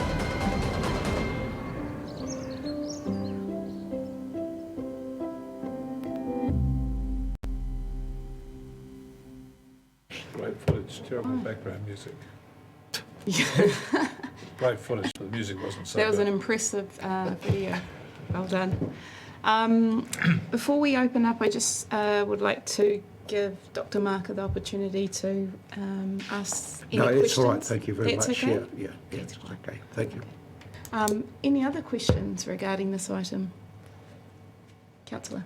Yeah, thank you, and thank you for that presentation. And look, I just wanted to ask about the interface between this paper and the next one on Chilean needlegrass with the Apatuki scheme. There's an item in the paper that says that there is liaison with biosecurity to manage CNG within the Apatuki scheme. I look back to the February EICC meeting, and there seemed to be quite an interface between CNG and the aggradation area and the upper Tukituki that I assume's the target for some of that.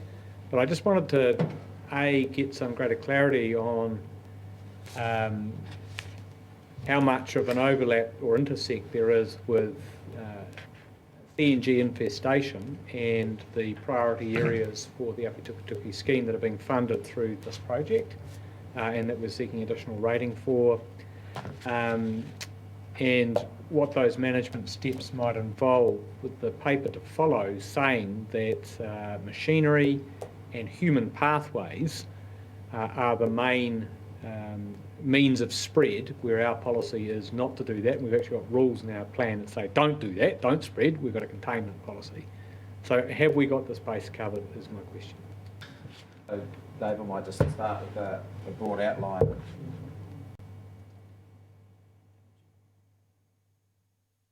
There we go, working now. Just a broad outline in terms of the Upper Tukituki scheme, flood control scheme. There's 3 million cubic metres of gravel that over time needs to come out of that scheme. About 40% of that is in the current declared Chilean needlegrass area, and certainly there's a significant focus on the 60%, which we won't be, simply through this process won't be taking out that volume of gravel. In terms of the areas of importance, there is one area of importance that is in the Chilean needlegrass area, and some of the work we're trying to do is to better clarify the extension of that Chilean needlegrass zone by doing a little bit more work to understand through monitoring its exact area. I'll just hand over to Dave because we're also doing some trials in management practices for Chilean needlegrass, so we can provide confidence that management practices to extract gravel and process gravel can actually manage the risk. Yep, exactly right. We're looking to stand up quite a detailed survey from the interface of the confluence, I think the Waipawa and the Tukituk, downstream to understand whether there actually is within the river gravels, the bed itself, Chilean needlegrass infestation. That's gonna do one of two things. One, it's going to give us confidence in some of the stuff that we're trying to work through with ag research around how we actually remove material from the river and how we can remove Chilean needlegrass from that material. But it may push the boundary of that Chilean needlegrass further downstream, freeing up a significant volume of material at the top end of the Waipawa there. So. Can I just make sure I understand that? So you said the 3 million tonnes, 40% is known in a declared area. Did you just say that we're going to focus through this scheme on the 60% that's not in that area? Is that what you told me? That's correct. So we don't have the funding, nor do we need to simply remove that 3 million right now over the next couple of years, but that is the volume that's available above grade. And so there is no risk to the IRG project in that we can focus on the 60%, and the majority of that is in our high risk areas, and there's a small area of risk which is also in the CNG area, and by doing the research what we're hoping to do is find a solution, but if that takes us a year or two, then the main project there's really no risk because we can focus on the other areas. Yeah, I'm left a little bit confused spatially. I think what I need is a map here in terms of also the area that you're now talking about below the confluence going downstream, and I thought we're dealing with upper, so I'm just confused spatially. But I think we need a bus. If a map could be produced, it just shows where we know where it is, where we're taking it out, where this study's going on, so I can just understand spatially, because I've got people asking me that. Yep, so we do have that diagram, and we're quite happy just to email it out after the meeting. I think we presented that map at the last EICC update as well. The areas that six. We have had that before, yeah. So can we just follow that up? And Yep. Yeah, thank you. Councillor Foss. Thanks.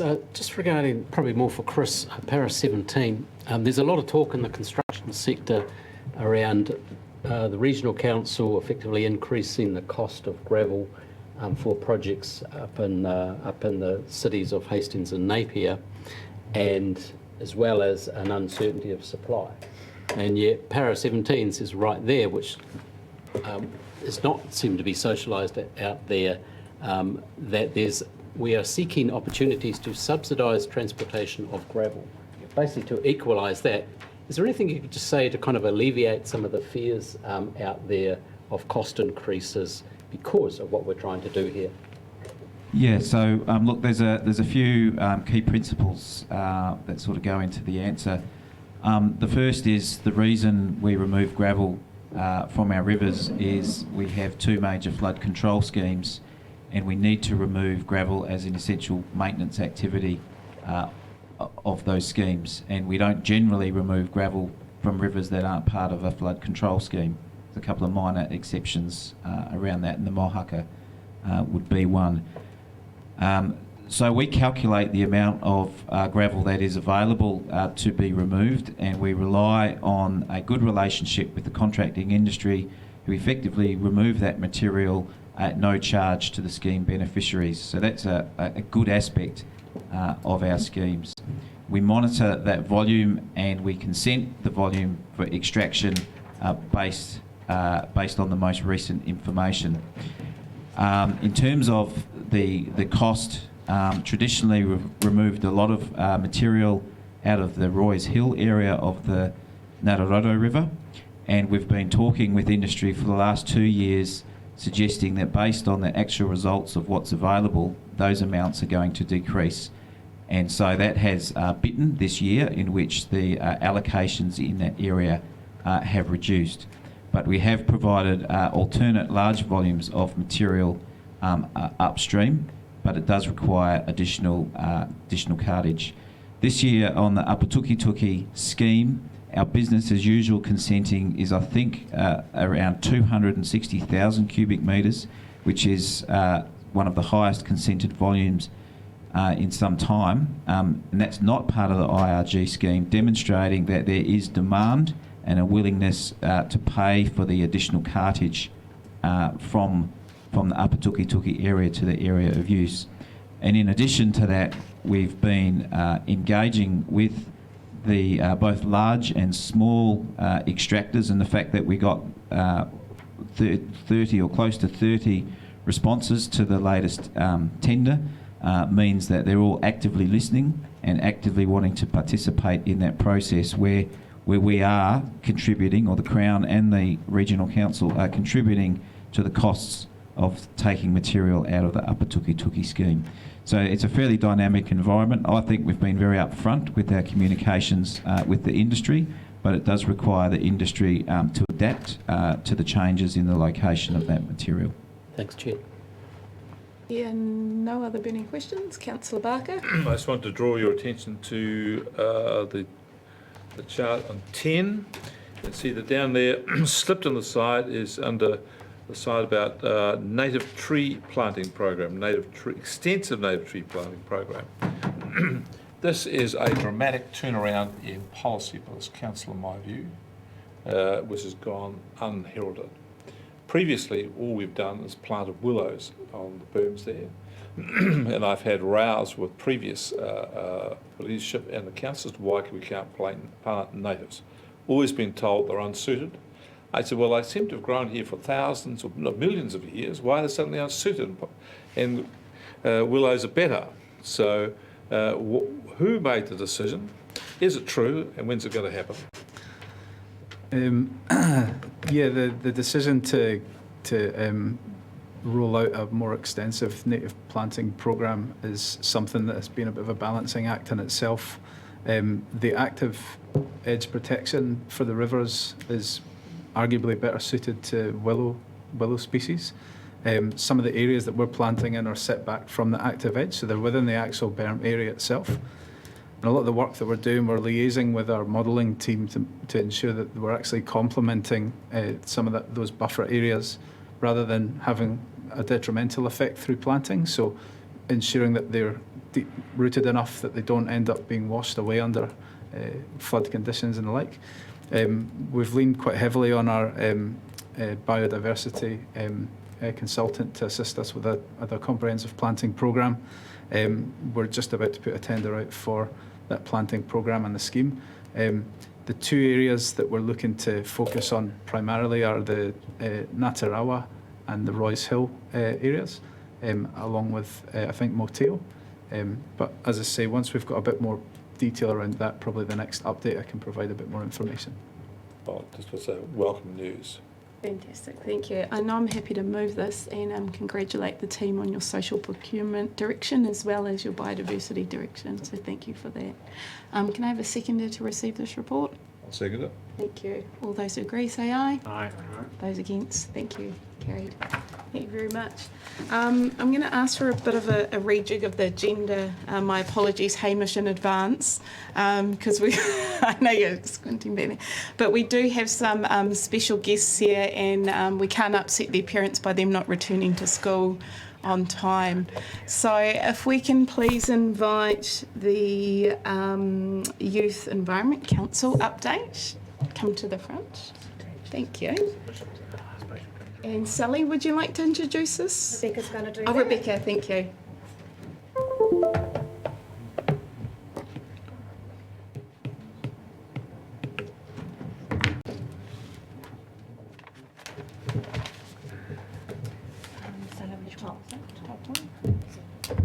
Paused, read to play.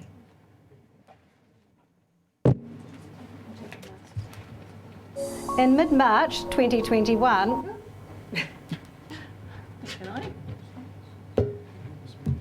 Yeah, come and sit down. Yeah.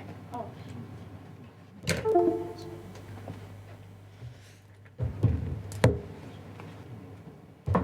Kia ora. Kia ora. So these three young women are representatives from our Youth Environment Council, and they have come today out of school to tell you a bit about themselves, what the Youth Environment Council has been up to this year, talk a little bit about the climate camp, and also we've got a video to show you on that. And they're also going to speak about their ideas for how, as a regional council, we could engage with youth. Yes, I'll let them take it away. Thank you. Welcome. Hi, so my name is Minju Kim. I'm from Havelock North High School, and I'm our school's environmental co-leader.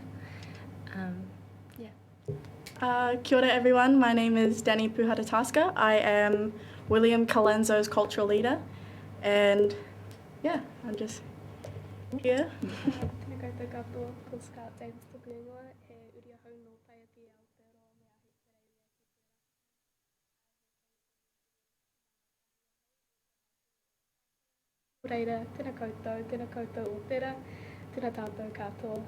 Greetings to you all. I'm Scarlett Davis. I'm from Taiape in Northern Australia. I'm a year 11 at Taradale High School, and greetings and thanks to you all. I am part of the environment group at Taradale High School as well. Okay.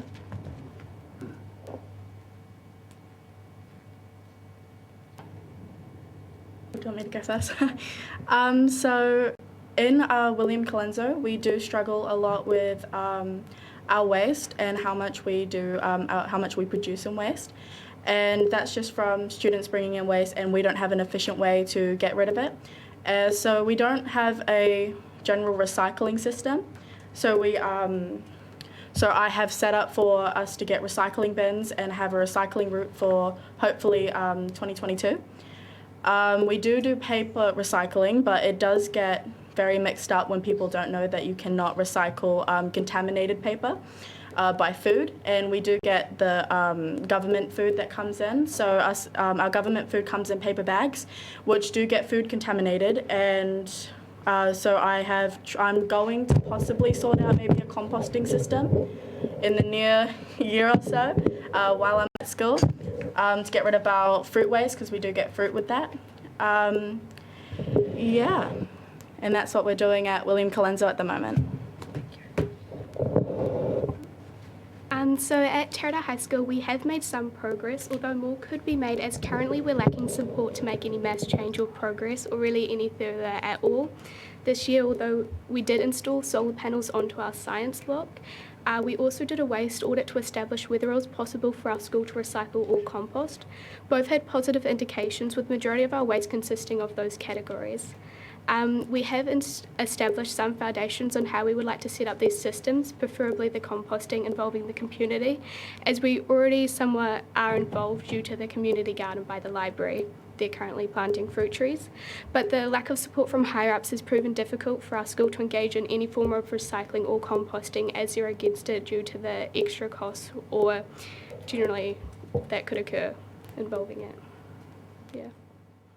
So at Havelock North High School, back in 2015, one of the past students went to the council and asked for a paper recycling bin because it wasn't acceptable that all the paper was going into the just regular waste bin. And so the paper recycling is ongoing at the moment, and just this year we initiated composting around the school as well. So we have volunteers emptying the bins every day, and the paper recycling, we collect them from all the classes on Fridays, and we've been looking into metal and plastic recycling as well. But so we looked into what the schools are doing, but we couldn't really find much on that, so we're still working on that at the moment. And we had a look at the charter with our school student representative, and there were absolutely no environmental values of our school, so we're writing up some points for those as well, including some long-term plans. Yeah, at our school, so our students have trouble with littering, as most schools probably do. And so we have gotten our Year 7 and 8s, because we are an intermediate and high school joined. We have our Year 7 and 8s, they have a day called Hub Time, which is on Fridays. And in the afternoon, they do get 30 minutes of free time. And if there's rubbish everywhere, then they spend those 30 minutes cleaning up the school grounds.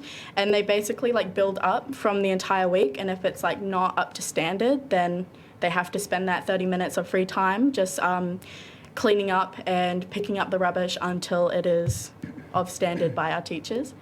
And that's kind of how we're sort of battling with the rubbish just being left on the ground, because it is just a thing of laziness, just not putting it in the bin. And so that's what we're kind of doing. That's pretty much it. Fantastic, thank you. I have a question just in the middle of the presentation, but have you ever thought about or explored planting days? Like the Regional Council sometimes holds community planting days, or coming to help pot out. Had a group of Year 9 students come 2 days ago to our native tree nursery and help pot out native seedlings. So just encouraging you of other ways in terms of your EnviroSchools program. Kia ora. Do you have a video next, or did you want to share? Talk about the climate camp at all and what your experience was of it? Yes, so only me and Scarlett had attended the climate camp in March, was it? Yeah. And so we'll just talk about our highlights with it. So I really liked getting out on the trips. So we took 2 trips. Some people, one group went to the estuary and learned about that, and others went to a vineyard and learned about things that happened there. And I really thought it was a great way to get us out and about in those areas and learn about those type of things. And just having those the speakers, the motivational speakers, just coming in and giving us advice on how we ourselves can reduce how much we reproduce and waste. And yeah, I thought that was pretty cool. So I enjoyed the educational lectures and discussions we took part in. I especially enjoyed the one by the Principal of Science for Climate and Air, as well as the ones on waste and soil. I did find them highly informative, and it did allow me to gain some insight into their fields and impacts on Hawke's Bay and New Zealand, which did help me reduce my carbon footprint. But prior to this, I wouldn't have had any knowledge of it. But I also did enjoy the Untitled Chapter, as it helped us learn about the value of our land and to gain some cultural significance into why we should restore some of the beauty back into the environment further. Also, where we were, one of the speakers had like kind of dug deeper with us and had asked us to question our why and why we do what we do, or why we're curious about the environment. And I thought that that was very it's like takes you back a bit. It's not just about you yourself, it's about everyone as a community. And yeah, I thought that was a lot deeper than just, you know, an individual. And I thought that was pretty cool. We'll show you the video. Oh, should we move out the way? Yes, do you want to swivel your chairs to the side? Thank you. In mid-March 2021, we brought together 45 rangatahi from across our region for Hawke's Bay's first Youth Climate Action Camp. We had been thinking about this since the strike for climate 2 years ago. It was led by Hawke's Bay Regional Council with the support of many of our partners. Over the 2.5 days, they got to hear from inspirational and educational speakers, went on field trips and solved problems collaboratively. It gave us a chance to build knowledge, friendships and skills with the ultimate outcome to empower them to make changes for our future by tackling the climate crisis. This camp was a great example of how organisations, councils and leaders can come together to support the next generation. They all left with some goals for the future for their own schools and whānau. Kia ora, my name is Tom. I'm a Year 11 high school student at Taradale. I've really enjoyed the Youth Climate Action Camp, and I've taken away a lot of this, and the other students at Taradale will be able to take all the information we have learnt from our keynote speakers and take that back to our school and make positive change. Hi there, my name's Ashmeen Jolliffe and I'm from Hastings Girls High School. Here at the Hawke's Bay Youth Climate Action Camp, we've had a crew of 9 girls from Hastings Girls. We've really benefited from this camp with the amazing speakers and group activities that we've done. We've learnt heaps to take back to school, and we'd just like to give a massive thank you to the Hawke's Bay Regional Council for providing us with this opportunity. Talofalava. I am Elijah McGillivray, here with a couple of my friends from Union Community College. Here at camp, we learned about the pros and cons of environmental change and why climate change is bad. I'm happy to take this information back to school and spread it around the community. Thanks HBRC for organising this event. We have a huge opportunity for our community to create innovative solutions to climate action and build an environment future generations can be proud of. While the Regional Council is a leader for climate action in Hawke's Bay, we can't do it alone. We can't wait to see what develops and how they will use their new knowledge. We plan to continue working with this keen and energetic group of rangatahi and maybe have another camp in 2 years' time.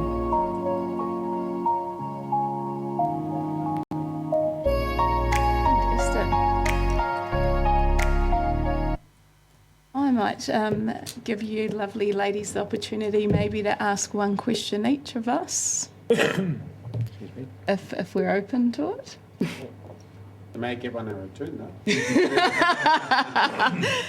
So this is your chance. Yeah, if you have one question you'd like to ask us. Or do you want to talk a little bit about what you've prepared about how Regional Council can engage with youth, and then while other people are speaking you can have a think about that? I suppose so. Aside from this meeting, I wouldn't have met any of you prior to this without going immensely out of my comfort zone to see you, and it's only for about 15 minutes, and it's quite something. But that just shows there's a lack of engagement with the council and high school students, which could easily be fixed by coming into schools or just having discussions on like what you do, how you do it, and how we can get involved. Because physically being there, you're showing you're prepared to help support students and inform them on matters that allow them to have a say. Especially since our youth are so climate ambitious, a field specialised in kind of by your council. This should encourage more programs, lectures and overall involvement centred around the youth learning and pursuing goals they have set, because frankly most students have no idea what you do, how it's done and how they can get involved. Yeah. Fantastic opportunity, I think. Don't you think, councillors? Right.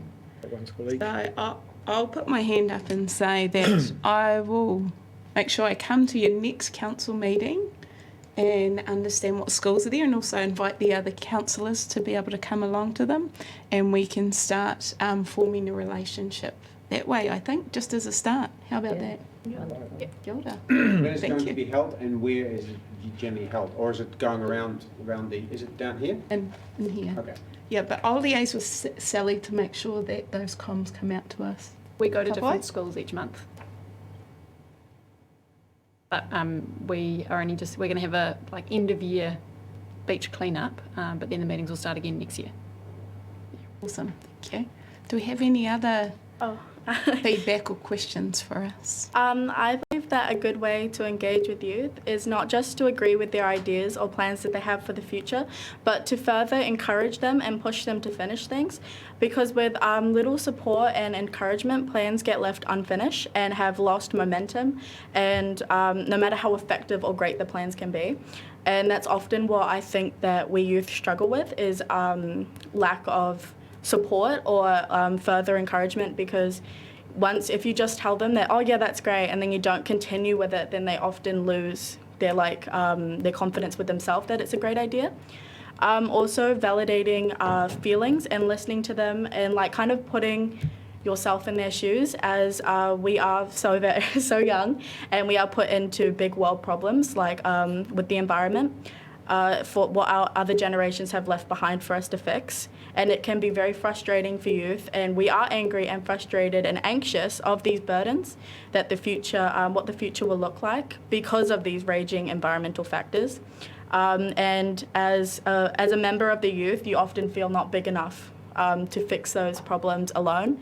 And so with guidance from other adults, you feel a lot more empowered. And so I think maybe when you're engaging with youth, building a bond first, and then you guys can go through those different things together. Yeah. So I think that'd be a great thing. Thank you. Any feedback from that point? Yep. You use the word anger. I have the same feeling of anger as well. It's on. It's on. So I feel the same anger as well. I'm a lot older than you are, and as you can hear, I've got an accent. I come from a country where all of us, and still now, we actually all bike to school, and we all biked to school, okay? When it's about 3 o'clock or 8:30 in the morning here, or 3 o'clock in the afternoon, I prefer to stay out of town because it's just full of cars. So the three of you, first one question, then I'll carry on. Hands up of those of you who actually bike to school. I walk. You walk. Very good. It's fantastic. Active transport is really good. Public transport is a good one as well. And I believe we as a community have really failed our young people to actually the ability to bike. And I don't want to be negative that you're actually not putting your hand up, because it's not your fault. We actually haven't developed an infrastructure where actually you can actually easily, safely walk to school, or bike to school, or use public transport. We as a council, we're going to use transport on demand. That's Councillor Williams has put that in place, is going to put that in place, and it's going to be really exciting. That actually, we don't actually have the big lumbering diesel buses going around anymore. It actually will be really focused on special education. And education also will be focused on active transport and trying to get safe ways in towns that you actually can cycle. And at the moment, it's not safe. And that's one thing that me personally and some of the staff here at HBRC are working on over the next 3, 4, 5 years, including Councillor Williams, to actually make it safe for young people to cycle. Because in the olden days, Taradale, Hastings and Havelock, especially Havelock, I've seen photos. My partner went there to school, and they had a huge bike park, all cyclists parked up. Now, just a handful, but it seems, and it's a real waste, and it's a real pity, because when you cycle, you have the freedom. The range you can cycle is the freedom you have got, and you can choose where to go. Instead of actually having to text your mum or dad to come and pick you up or drop you off, then you have the freedom yourself, and you really should enjoy that freedom, and it will help you develop in making choices for your future as well. Thank you. Thank you. Kia ora. And one last comment. Thank you. Excuse me. So I think that incorporating some of environmental things into maybe education could be a way, because at our school, for example, we have this thing called Encompass, where each year level studies different things, basically life skills, and in year 10 it's based on sustainability, and I think it'll be cool to just have some engagement all the way through from primary school to intermediate to high school, just in ways to even just tree plantings, because engagement outdoors could lead to inspiration and just interest out of school, I guess. And yeah. So to add to the transport thing, I really agree with you on that. And we saw that as a problem at our school as well, because I'm a year 13 student and a lot of my friends ride to school with their cars. And one of the ways that we thought could work was having like a one day of the school week where we encourage students and staff to walk or bike to school or use transport, public transport, or just Ubering each other. Yeah, that was one of the ways that we thought. Well, I'd just like to thank you, all three of you, for the 15 minutes of your valuable time that you've taken to come and talk to us and start this new connection, really, because it's the first time I've met you three as well. So I'm looking forward to coming to your next meet, or if we see each other out in the community, please just come up, approach us and talk to us. We'll be happy to communicate with you further. So kia ora, Rebecca, is there anything else you'd like to do? That's fantastic. Can I have a mover and a seconder for the update? Yes. Thank you, Councillor Taylor, Councillor Williams. All those who agree say aye. Aye. Aye. Those against, carried. Thank you very much. Kia ora. Okay, before lunch we are going to have one more item, and that is our Chilean needlegrass report and update. So I believe we've got someone over Zoom, Annalie? Yep. Yeah. Right, so who's that? Yes, Ian. Thank you. I think you need to vote to next another item because Campbell's not here, sorry. Oh, sorry, so he's not here. Didn't realise it was on now. Yep, so we've got Hamish. He can do his part. Yeah. Thank you, Hamish. Yep. It's only halfway through an email. Hamish always has the best pictures. So just to introduce Hamish Fraser. Hamish looks after our works group, and this presentation is really just an annual wrap-up of the highlights of works group for the year. While Hamish is just getting ready, one of the things that's been great about having an in-house workforce, as you saw through that movie before, we were able to move really quickly on that IRG funding, which is all around creating jobs and responding to the situation caused by COVID-19. So by having an in-house workforce, we were effectively able to finish a $1 million project within about 9 months of signing the contract. So that's great for our reputation as a regional council, and it just gives us that flexibility to respond to the current situation. Thanks, Chris. Just a question, Chris. How many regional councils do have their own in-house works group? Look, I haven't got an exact number, but not very many. Not many. Most of them contract a lot of the work out, and we'll have a contract management team. I'm not sure, Hamish, if you can add to that through your knowledge with your peers. There's a few that have got like small just teams, like sort of 5 staff that get involved in certain aspects of what they do, but no one with as many staff as we've got. Great. So, Great. Just a follow up to that. Oh, just a follow up. Just to Hamish, have any of our local authorities got any works capacity of the ilk that our works group have got? Have they got capacity to assist with the work we do? Yes. Well, it's only Napier City Council really that have an in-house service delivery arm. So, and they never seem to have capacity. So is their capacity similar to ours in terms of the gear? It is, yeah. They're probably a bit bigger than us.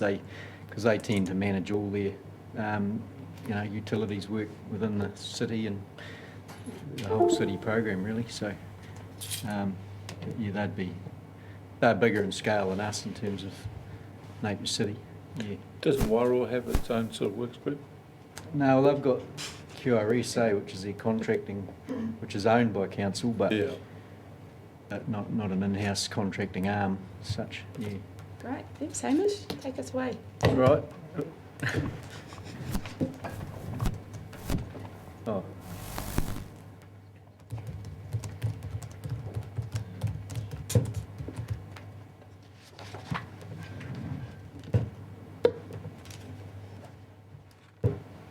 Is that all right like that, or? PDF, so I think it won't Oh. go full screen, but if you just... Okay. You go to view and you can go to full screen. To the view at the top. View. Full screen. Oh, there. Okay, sorry, right.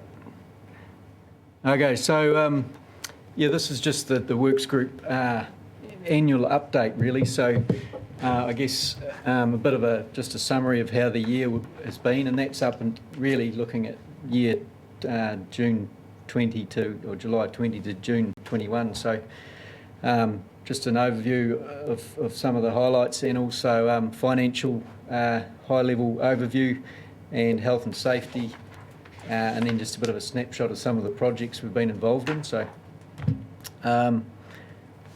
obviously don't want to dwell on COVID, but through the last year has been a real challenge for the group with COVID, and we've been lucky, I guess, that we haven't had any significant flood events to challenge us as well. But the COVID thing is a real difficult thing to manage in terms of making sure that we have a good business continuity plan with, particularly, obviously flood response is our key responsibility to council, and more emergency response, but namely flood response.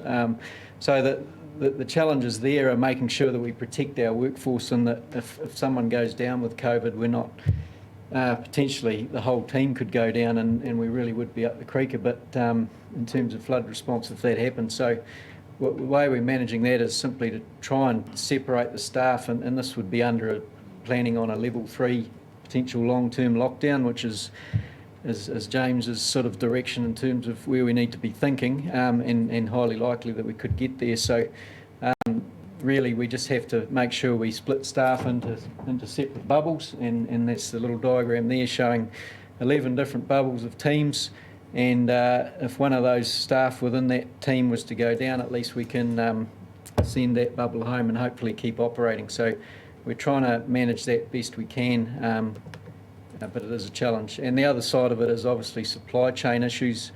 If we go into a more difficult situation, that'll get worse.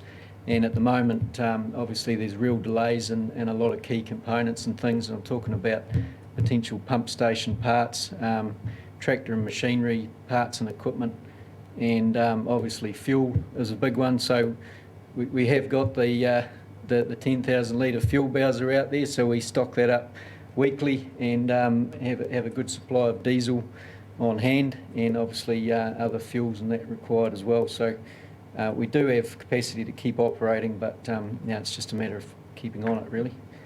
So that's COVID. So just to, obviously haven't had any significant flood events, and but we just can't be complacent. Obviously we're there and we're ready, and the network is in good shape in terms of the river systems and the drainage network. So, but it's all about preventative maintenance, and we're every day doing maintenance on the network. So, that's pretty much what we do. And I guess we've just got to remember that that right-hand photo there can be just around the corner. So. We know we can handle sort of 100 mils of rain, no problem, and that wee event last week just wasn't really an issue, but was up in Moira, obviously.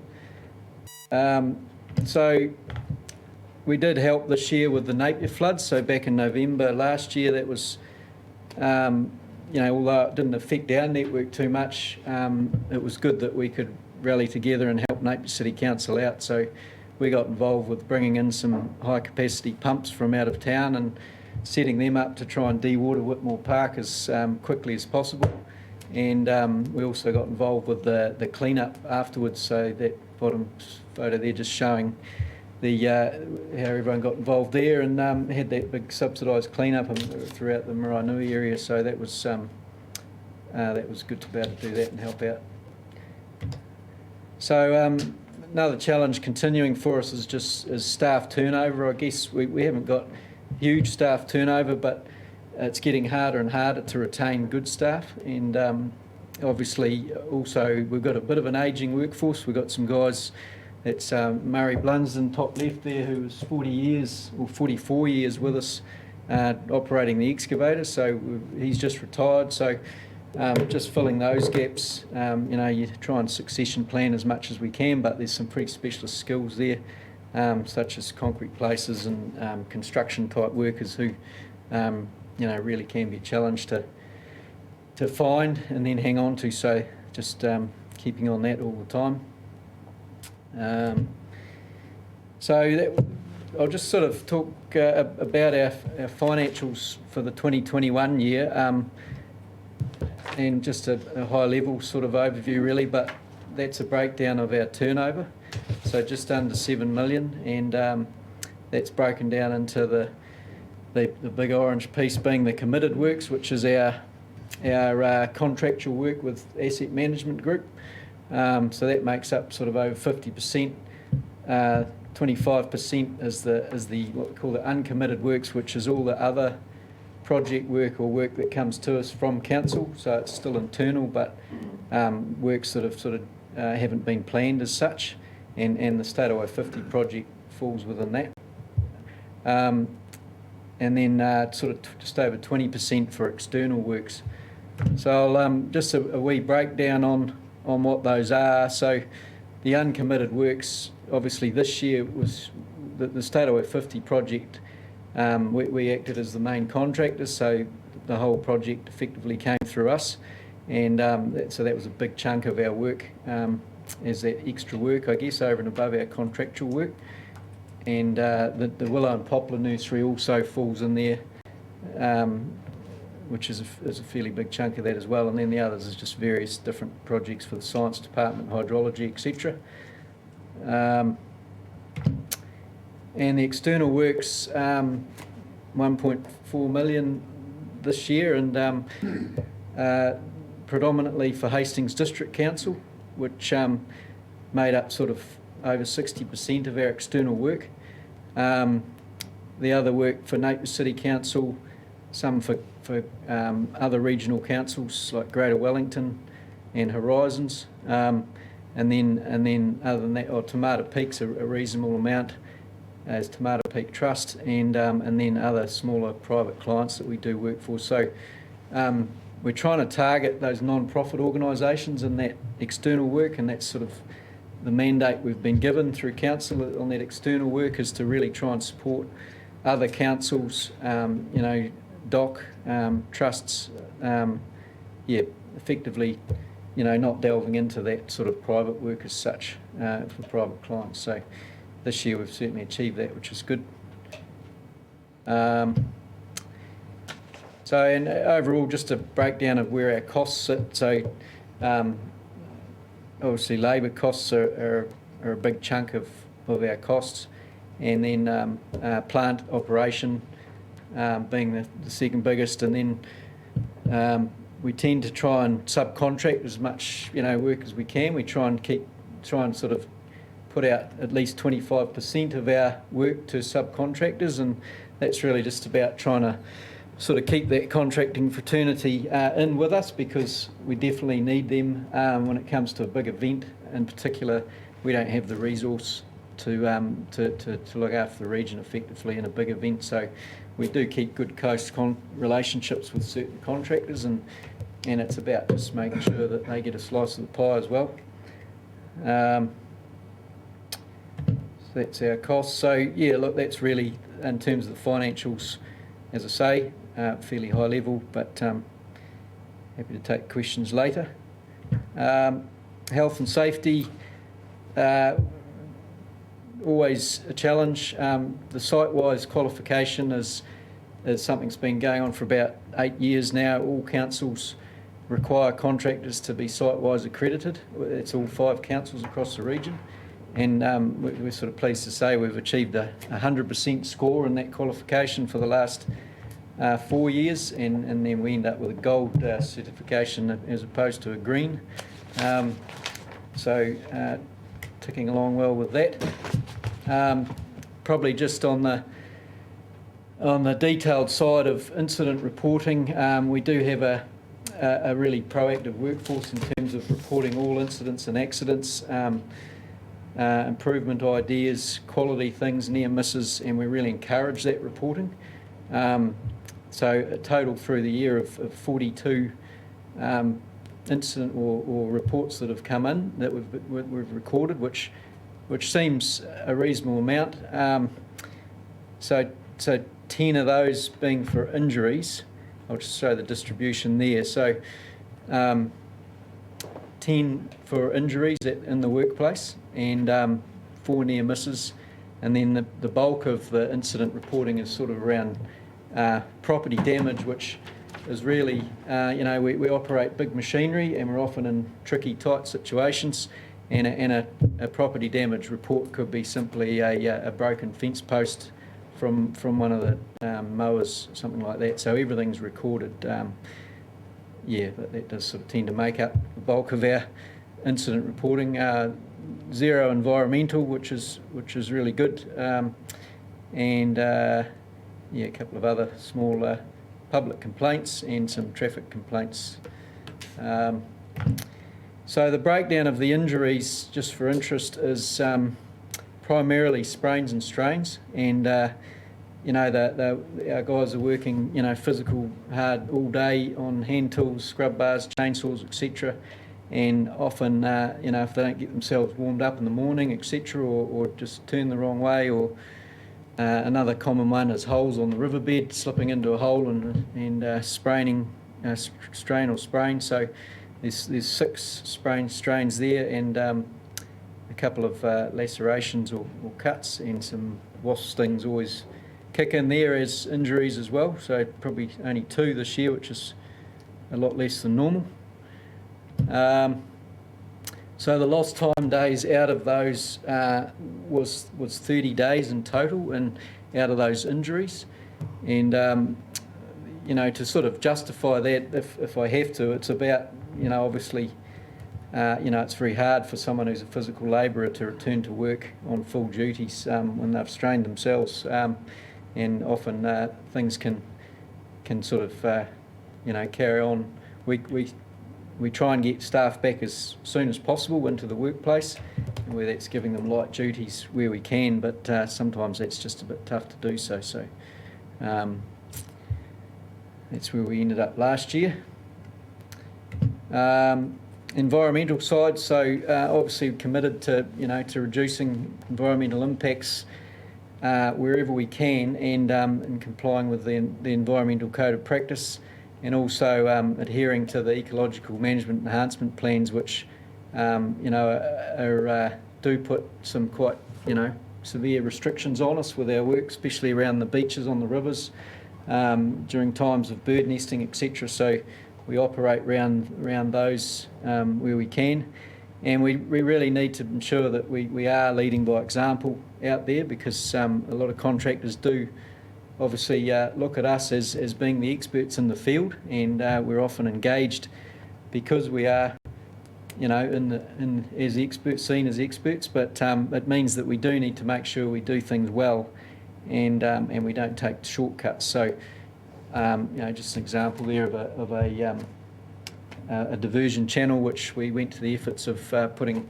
coconut matting in the bottom of the drain there as a temporary measure to avoid sediment loss, and obviously silt fences, etc. are just examples. So climate change around carbon emissions, working with the wider council to really try and get on top of that as much as we can. The big one for us is really improving efficiencies. Obviously, we've got our work program. They haven't invented electric tractors and electric excavators as yet. So we're kind of working with those machines still, but it's about trying to improve efficiencies to reduce the time required to do a task, and also just general coordination of staff and being more efficient around getting them out in the field. And all our machines and tractors are Tier 4 emission engines, which, reduction in emissions as much as we can. Using battery-powered tools, etc., where possible, and obviously reduction in burning. The mulching head on the digger has been well used, and we'll continue to use that for sort of that lighter vegetation control and sort of edge protection maintenance work on the rivers. So it seems to be a pretty handy tool for us.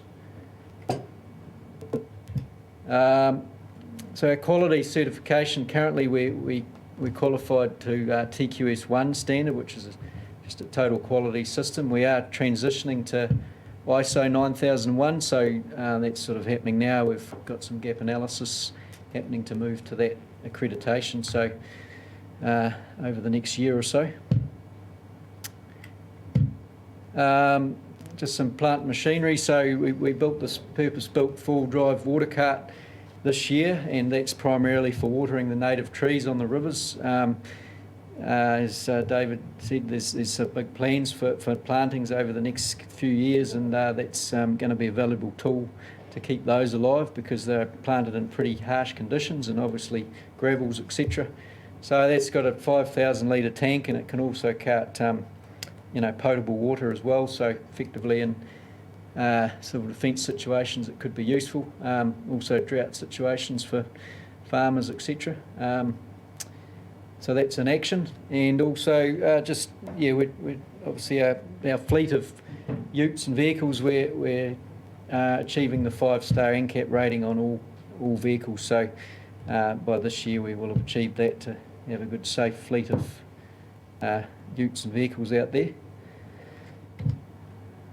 Just some of the key challenges. So the waterway excavation continues, and the big challenge there is the working to the code of practice for recovering the fish life in there, so eels in particular.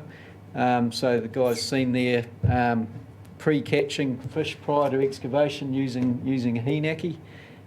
We've done that a few times, and then transferred the mainly smaller eels upstream out of the area of excavation, and then obviously anything that we recover from an excavation is put into a tank shown there in the bottom left photo, and that's basically then capturing those and putting them back into the same environment after we've finished the works. In the bucket there's a whole lot of kura, so that's they've been put aside and released back in after we've done the excavation work. So we've sort of we are seen to be kind of the go-to contractors in the region for that work now, and we find Napier City tend to contact us if they need to excavate any of their waterways, which is a good thing. We are our staff are trained on it and familiar with it, so rather than them sort of firing ahead and doing it without following the code of practice, I think that is a good thing. I mentioned the ecological management enhancement plans, so working around those is key to what we do. So it effectively means we can't operate on the river beaches from September to February because of the banded dotterels nesting. So you shouldn't be seeing any beach raking work with the big tractor in that period. So we need to ensure we work outside those periods, and then the birds are nests are inspected, etc. prior to taking on the work. So we got through last year all right, and we seemed to be able to complete our program. So just a bit of a snapshot of the projects we've been up to. So in terms of external work, you saw most of the work was for Hastings District Council, and that's been primarily their There's small community water treatment plants that they've been putting throughout the region. So there's 6 of them in total that we've been involved in Hamoana, Esk, Tipahui, Clive and Waipariki, and there's another one to go in at Whakatū there, which will start next year. But we've been doing just the civil works on them, so all the underground pipe work, the foundation works, and then the concrete pads, etc., for the placement of the containerised treatment plants and the water reservoirs. So that's the one that was recently completed at Clive. So HDC get in a contractor from out of town actually to do all the actual filtration plant. So that was Clive. That's out at Waipariki, recently completed. So I had quite a significant excavation with quite soft ground out there, so we had to dig down about 1 metre deep and fill with compacted metal and geotextile, etc. So that's the sort of the snapshot of the external work, and then obviously the Stairway 50 project, which David's presented on and shown the video. I won't go into it too much, but as Chris said, I think a key to that for us and council was really the ability for us to be able to jump in with minimal lead time and actually make it happen. You know, there's so much happening out there in the contracting sector that, you know, contractors have just got years in advance of bookings, and I think for council that was it was a big plus to sort of have us available to do it. So, but no, the project went very well. So hopefully it holds together. Thanks, Hamish. Compliment. Well done. Do we have any direct questions to the annual report? Yes, we do. Okay, 1, 2. Okay, off you go. Hamish, the works group looks after the Napier drainage network, I understand. So we're contracted to Napier City to do mowing and spraying, yeah, and from times we do excavation as well. And what about the pump stations? At this stage, we do pump overhauls on the pumps. We don't do the weekly pump rounds, if you like. So they sort of manage them on a daily basis. We operate the old county drain, Waverley, Kenny, etc. Yes. And we maintain and operate those pump stations. Not county. We don't. We maintain the pumps themselves, but we don't do the old county drain. You don't? Yeah. No, we don't. We don't do the daily pump maintenance on it. I don't know. So there's a bit of crossover there. Yeah. So effectively, Napier City Council have a pump attendant. Yes. Who manages their pump stations, which is County Purimu Plantation. Yes. And then if there's like the annual pump maintenance where pumps need to be removed and overhauled or fitted back, we do that work. Sure. Yep. So the Waverley we look after. Yep. And Kenny, right? Kenny, yeah. Yep. I'm just intrigued. You've said no significant flood events, and yet we had the most significant flood event in 50 years. Besides Napier City, I suppose. Yeah. I'm talking region-wide river. You think contained rivers? River floods combined with a major Herotona Plains flood. Well, just a quick go-to then for those pump stations we did maintain in that network, the stormwater network, with the biggest flood event in 50 years. You had a power outage at the old county drain for 12 hours. It similarly had a 9-hour outage at Waverley during the midst of that storm event. What role do we play in that? What are we got to do to improve the resilience? For Waverley, we were able to put mobile pumps in there. So we had tractor-driven. No, that's they had power outages. Yep. What do we do to build resilience so that we don't have power outages? Well, the only way to manage that is by providing generators and alternative pumping, effectively. Yeah.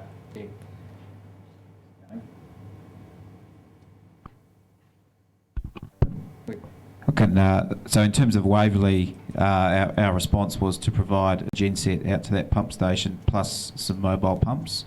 So we have 2 gensets that Hamish's team manage and a garage ready for deployment in an event. They're relatively small. Well, they're large large gen sets, but they don't run the big pump stations. And there's obviously only the two of them. So the other things we do is we have registered our pump stations with Unison as critical sites. So they're fully aware that in a power outage, it's desirable to bring them on stream soon.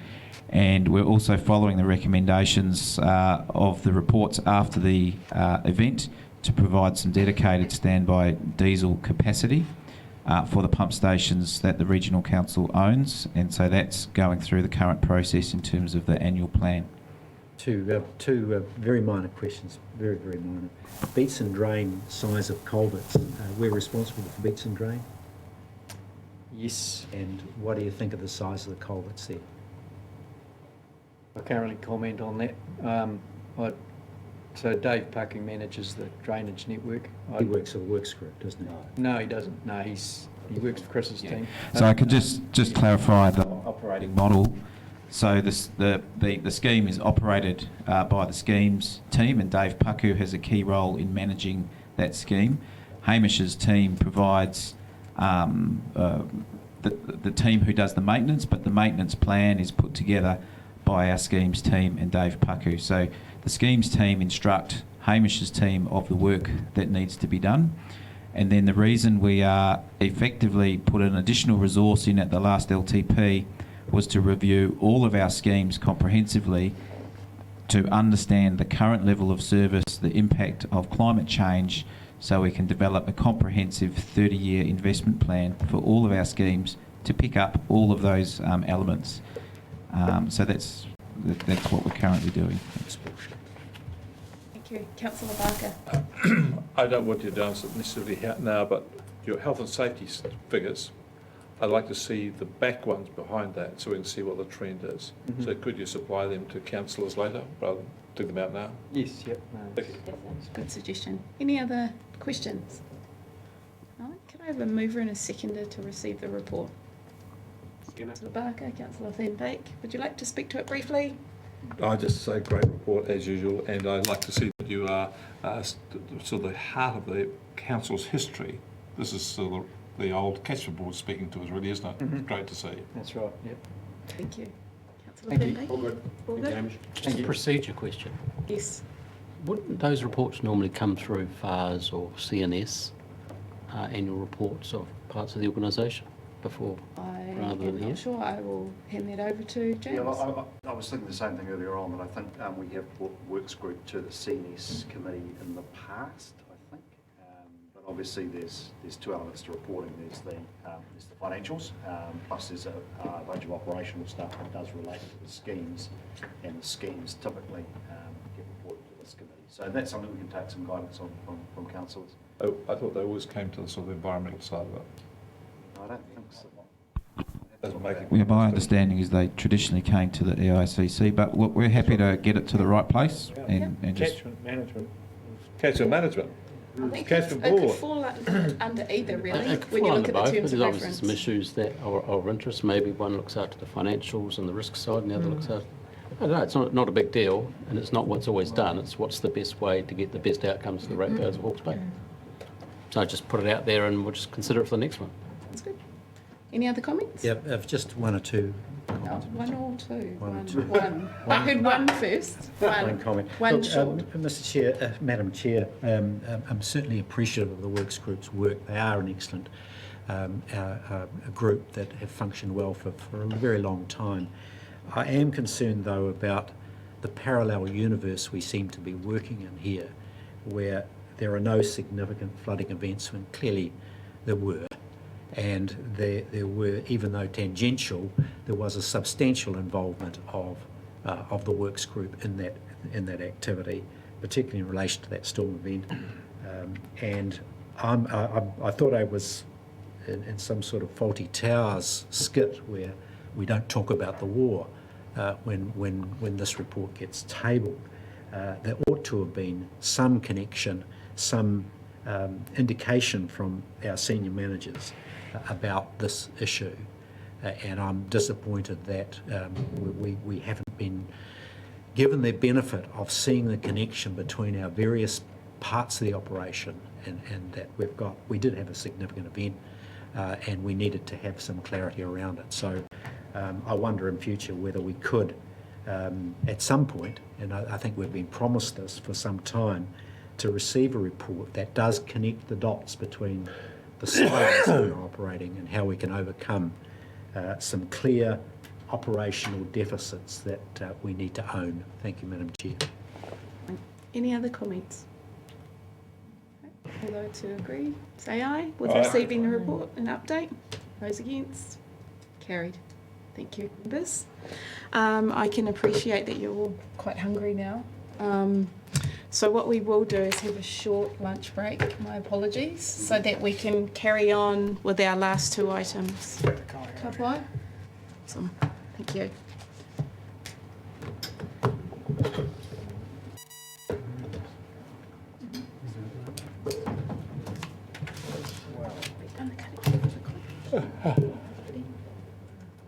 Will, you might be closest to the screen.